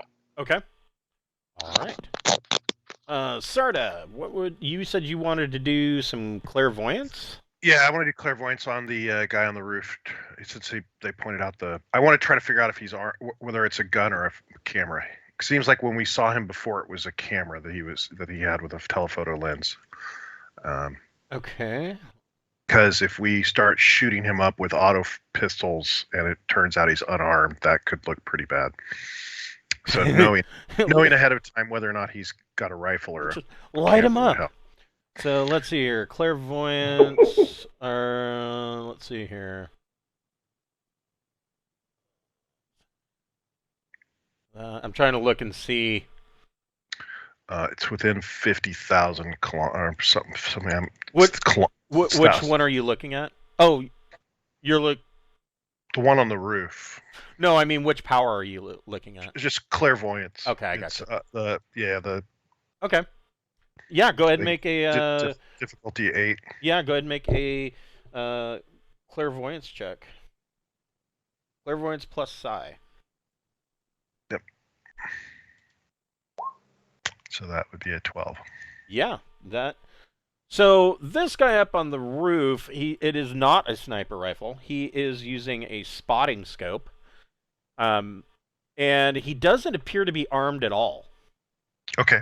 I will let people know that I was able to get a good sensor readout on him. It doesn't look like he's armed. It looks like it's a scope he's using. Do with that as you will. Yeah. Is that the one on the north or the one on the south? The one on the one on the north on the roof. The other one's on the ground. I wasn't as. Oh. Okay. I was trying to figure out if this guy had a sniper rifle or whether he just has a camera, because if all of a sudden we're lighting up a guy on a roof, it turns out he just has a camera, that could cause problems with the authorities. Okay. Randolph, what would you like to do? Randolph, I just work here, man. I'm gonna go. That's it. Okay. I want to go to this corner so I can cover this alley. Okay. All right. And I have a auto pistol and a blade. Okay. Okay, here's a good question. I probably should have asked this ahead of time. Do you have your weapons out of their holsters, or are you waiting? No? Okay. No, waiting. Okay. So it is a minor action to draw your pistol, but I mean, that's not too concerning. George, what would you like to do? George is actually going to kind of follow along the same lines.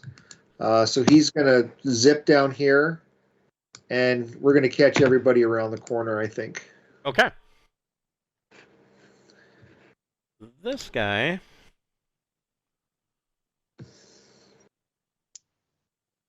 Of course, he's going to be in radio contact. He's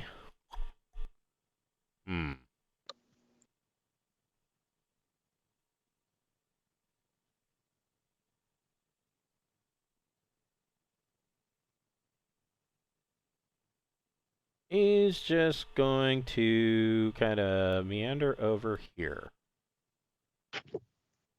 And kind of wait, I guess.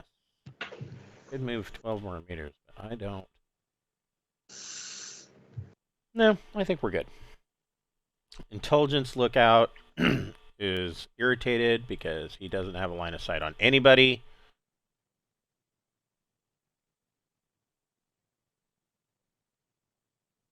He's going to go up here and try to keep a line of sight on Randolph.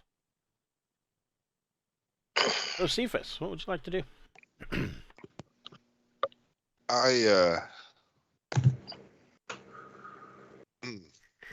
I'm thinking, just kind of coming down around in here, and is this a door? What, I'm gonna just kind of. There's a door right here. What kind of building is this? It looks like just some kind of storage facility. I'm gonna just kind of walk right down here. Then is that the door? I take it right there. Yeah, that works. Yeah, I want to open it. Okay. So you open up this door, and inside there is somebody's lifetime of garbage.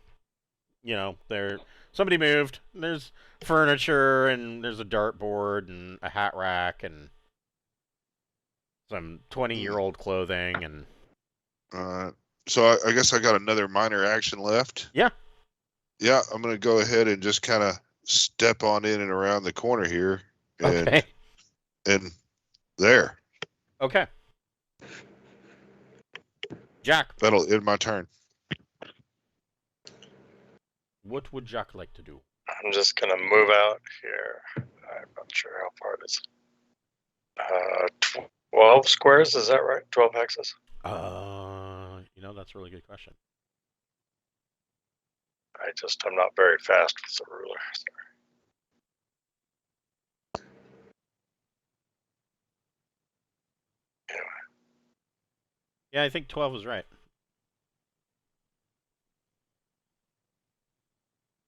The snow kind of obscures my hexes in some spaces. Okay, so Jack moves out into the open. Sarta, what would you like to do? So I guess at this point, I'm just going to track everybody. Okay. Yeah, that's.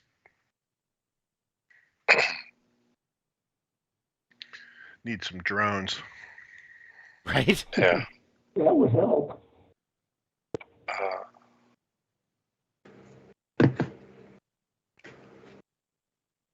So George, you're staying right there?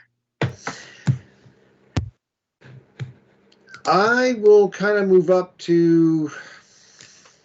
And of course, where would Randolph like to go? Yeah. Yeah, that's. I'm just going to kind of peek around the corner. I'm going to watch everybody, make sure nobody sneaks up. Yeah, I just want to tell George to let me know if that guy moves. Yeah. West. Okay. Let's see here. So, George, you're staying there and keeping a lookout for this guy, right? Exactly, yeah. Okay. So if he moves, I'll let him know through comms. He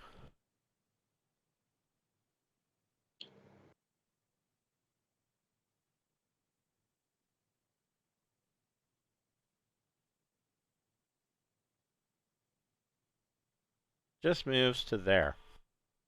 Okay, I'll let them know. I'll let them know that he's moving in behind. Okay. And so, Jack, where you're standing, the crowd over here, they are going on and on chanting, about how bad the government is, and occupy the starport, and the crowd seems to be getting more and more agitated the longer this protest goes on.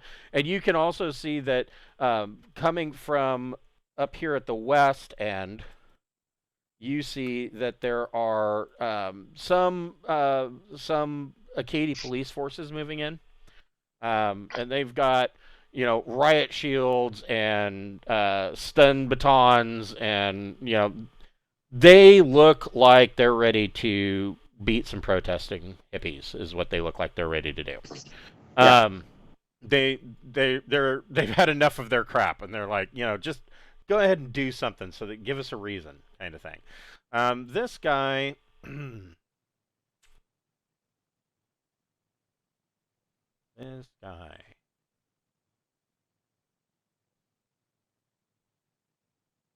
is going to go over here and use a minor action to climb down off of the building. Ah, dang it.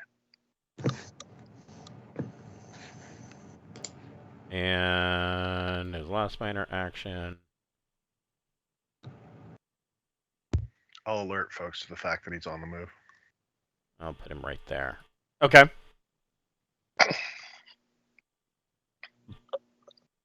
Bocephus. I want to try to use the stealth skill.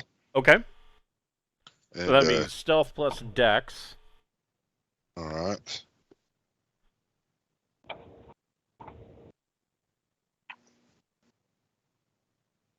Give Do I have a good dex? little ninja man. No, not really that good. So +1. Well, it's better than -3. Yeah, no shit. I have the stealth skill, but I don't have the dex to really support it. But anyway, that's a 9. Okay. And that's- so that was your significant action. You well, no, that's a minor action. So you kind of duck down. You're trying to be stealthy. And are you just staying there, or are you going to use 2 more minor actions and kind of sneak out? Yeah, I'm sneaking out. Yeah. If that's moving up, then I'm moving out. Okay. And let's see. So you I got need 12 to measure. meters you can move. Yeah. So here, ooh, that's 9. If that dude's moving around, I'm just trying to see. I think I want to go to right over in here. Okay. Yeah. Just kind of using that as cover, Right. coming right down there. That's the end of my turn. Okay. Jack, what would you like to do? Ready for a little bit of the ultraviolence? I am. So, yeah, I want to move up and I want to close combat this guy. Go for it. Give him the old Danner boot kick to the face. Yeah. All right. That's what I like to hear. And you've seen the film footage as well, so if that is somebody that was on those films, you might recognize him. That's true. And this will be a free action. Jack, make a recon plus intellect check.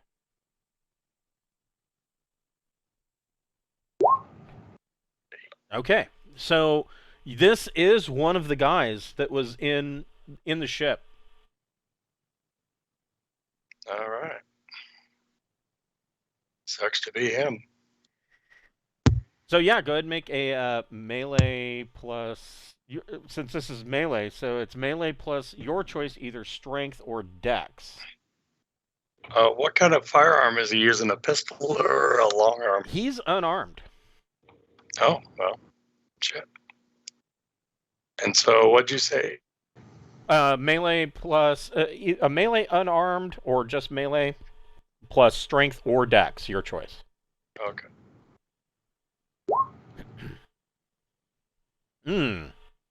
So you go to shit. You go to kick him or whatever you're gonna do. He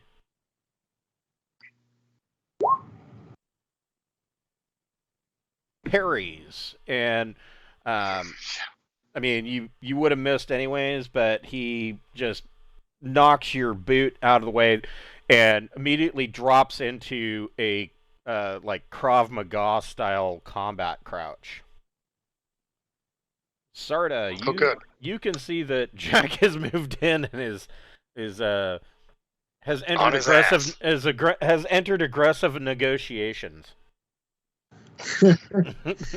I'll basically radio to the rest to let him know that he's engaged in combat. It looks like. Okay. Or they're hugging. I can't tell. It's hard to tell with all these heat signatures around. I'm just going with the ship sensors. They're either hugging or fighting. Hey guys, it looks like Jack's got a new friend. I love a man in uniform. Randolph, what would you like to do?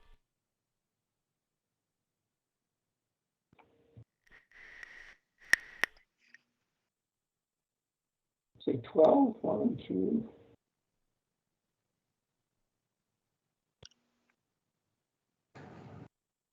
I think it's 12. I have a way. I got an idea. I think it's 11.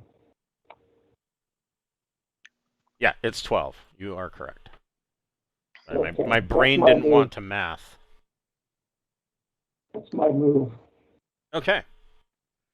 All right.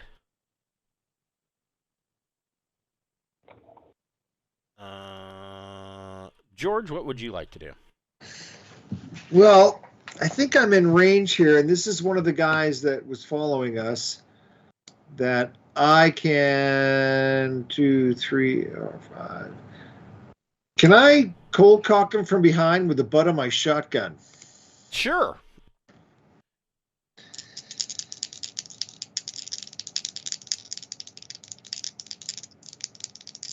Okay, so I have. He gets an 11 for his parry. Okay, so altogether, I'm using dexterity, I guess. So that's +1 for unarmed is 2, which is going to give me a 10. So he basically blocks your your club attack with the shotgun. He's now on his next turn. He is going to be at a -2 because he's taken 2 reactions to basically try to make you guys look dumb. He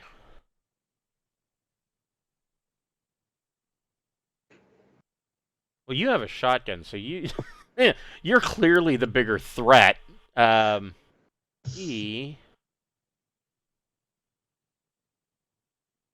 He's going to try and put the heel of his palm in the bridge of your nose. And he only gets an 8. You could do a reaction and try to parry, and all you got to do is beat an 8. You're going to want to parry. If you get a 9 or better, he misses. Otherwise, he hits you. Oh, okay. That's a 10. Okay, so you parry, and he's like, well, now I look dumb. This guy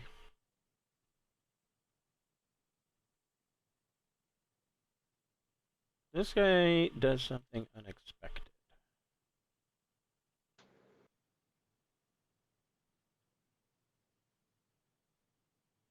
He bravely runs away. Just kind of walks into the crowd of protesters and walks on out of the area.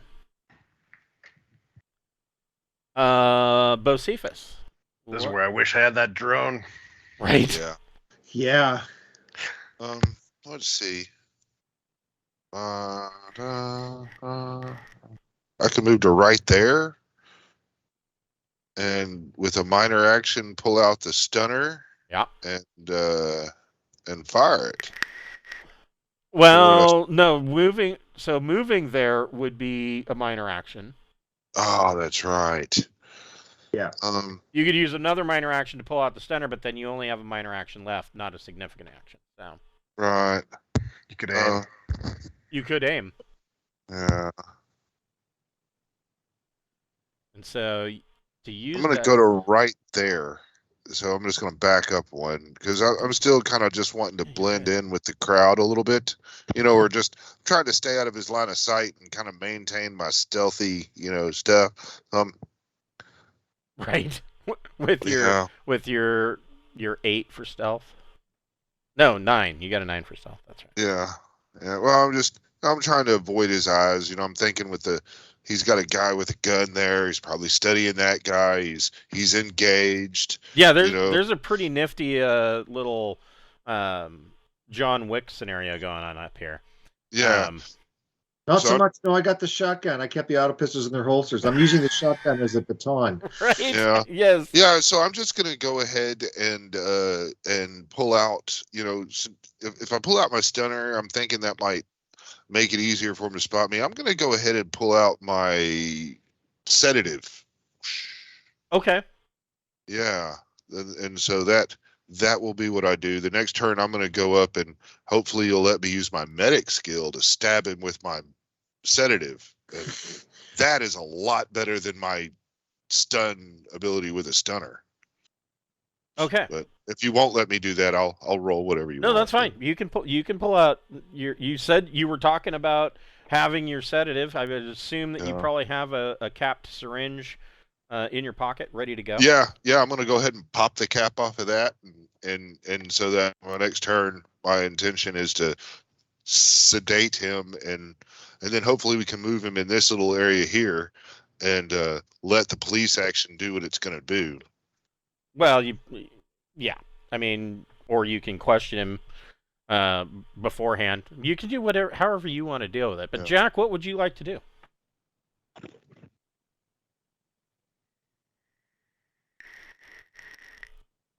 I want to make a grappling check. Ooh, okay. Go ahead and make your grapple check, and I'll see if I can beat it. 8. He has a +0. He also got an 8. So you guys are having a slap fight. Yeah.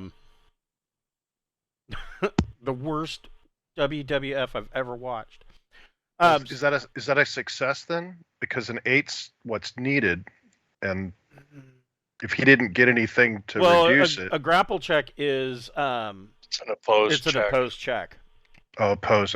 Yeah. Okay. So you guys are playing slap and tickle, trying to grab each other, and the crowd is now moving over in your direction, and you hear something about, "Hey, look, it's the oppressors right over here. They're roughing these guys up." And the crowd starts to move over, but when they say they're roughing these guys up, none of you can tell who these guys are. You don't know if they think that you're beating him up and that you're somehow part of the government, or if that he's trying to rough you up. No, you guys don't. You don't even think they know what's going on, and so it's the other guy. He's moving it. He's manipulating the crowd to try to save his ally. So, Sarta, what would you like to do?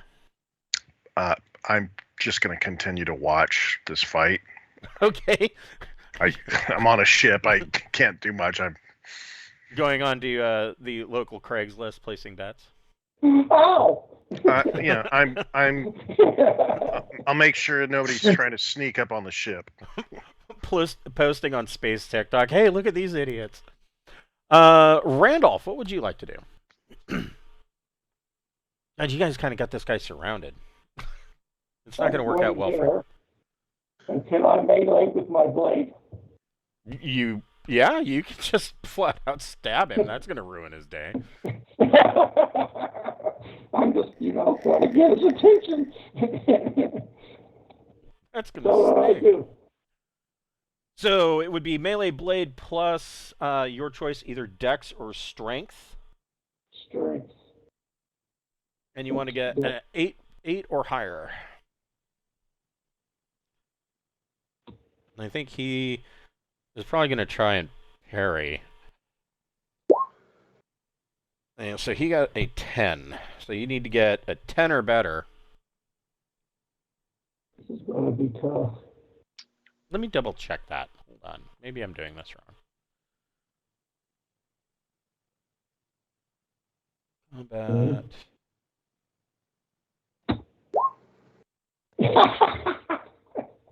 Well, I guess that doesn't matter at all, does it? Doesn't matter at all. Let's see. I've been throwing a lot of threes lately. Parrying. Traveler in close combat may attempt to parry an opponent's melee attack as a reaction. Instead of doing they will inflict their melee. Oh, so he doesn't have. You don't have to roll to parry. You inflict your melee skill as a negative DM to their roll. Right. Okay. That's why I was wondering if he was able to stop the. That's why I thought the same rules applied to grappling. And so I was sitting there going, an 8 would be a -0, so right. that doesn't. Right. Yeah. But if it's and he's got a 2. He's got melee unarmed 2. So that would only be a -2 to the roll. But in this case, with with a 3, that doesn't matter. So there's that. That was a very nice try, and he is now completely occupied. George, what would you like to do? You gonna smack him again?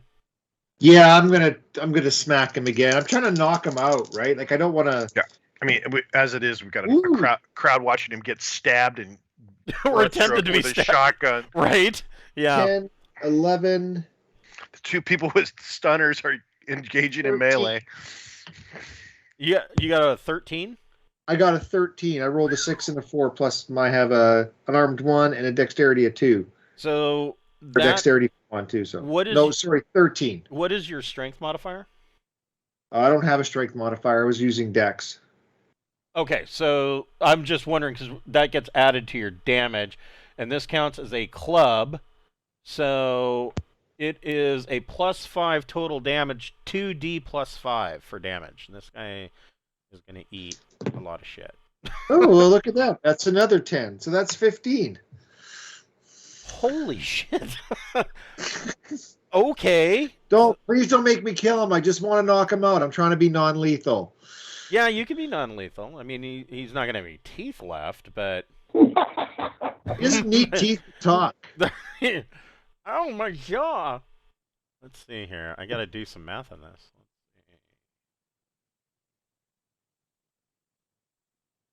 No, that's not at all what I said.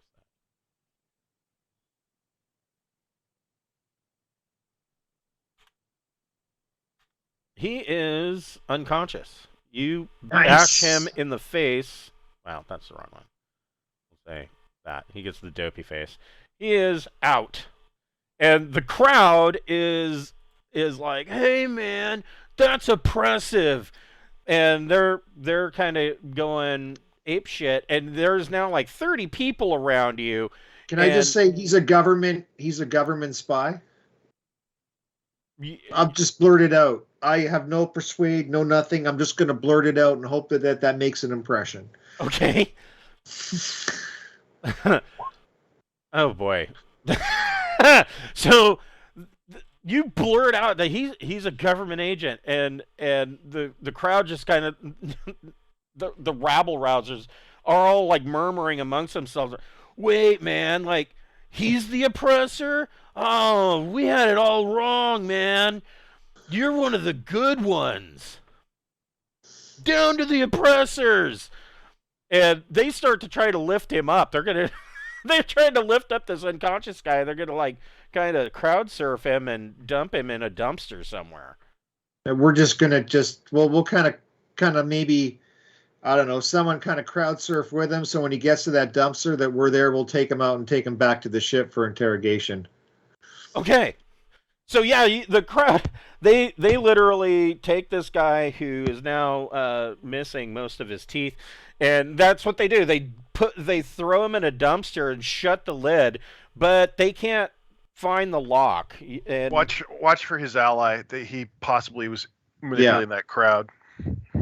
And so yeah, the crowd, they throw him in the dumpster. They all start cheering like they actually did something. And they, within 10, 15 minutes, they start to all lose interest and go back to chanting and waving their picket signs and antagonizing the police. The cops are looking at what happened. They didn't move to stop and do anything. They just watched this fight go on, and they kind of have this look on their face like, we don't know who these people are. We don't care that you beat each other up. You're doing our jobs for us. Whatever.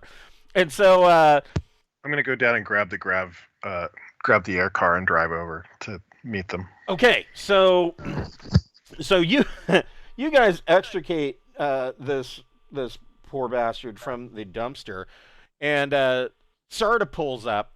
And you guys kind of load him into the back of the car. Yeah, I'm going to stay behind and kind of stay stealthy hidden and try to see if the other guy shows up poking around, or is he gone forever or what? So okay, and so then the question too is, I mean, the original reason that you guys were here in the first place, is Randolph going to go and get the parts that you requisitioned and load them in along with this unconscious guy? Yeah, that's an Let's excellent idea. let's What make an two, excellent let's make idea. 2 trips. I don't really want to sit outside the parts depot with the unconscious guy in the back of the other car. Yeah, especially in one that doesn't have a top. Well, let's bring him back to the ship, and then you can take it to go get the parts. Okay. All right. So we we will pick this up next week at 7:00 on Friday night, and with you guys getting a chance to interrogate your oppressor and finding out, or trying to find out who he is, see what kind of information you can get from. Considering the fact that you have a clairvoyant and a telepath, I don't think that this interrogation is going to go very well for him. No. It'd be the telepath that would help. Clairvoyant can't do anything with it. Yeah, that's true. Yeah, that's true. All All right. right. Thanks, Chris. Thanks a lot. You are very welcome. We will see you guys next week at 7:00. I hope you had a good time, Glenn, and thank you for joining us, and we look forward to having you next week. Okay. I had a Thanks, wonderful all. time. See you guys next week. All right. Talk to you guys later. Bye.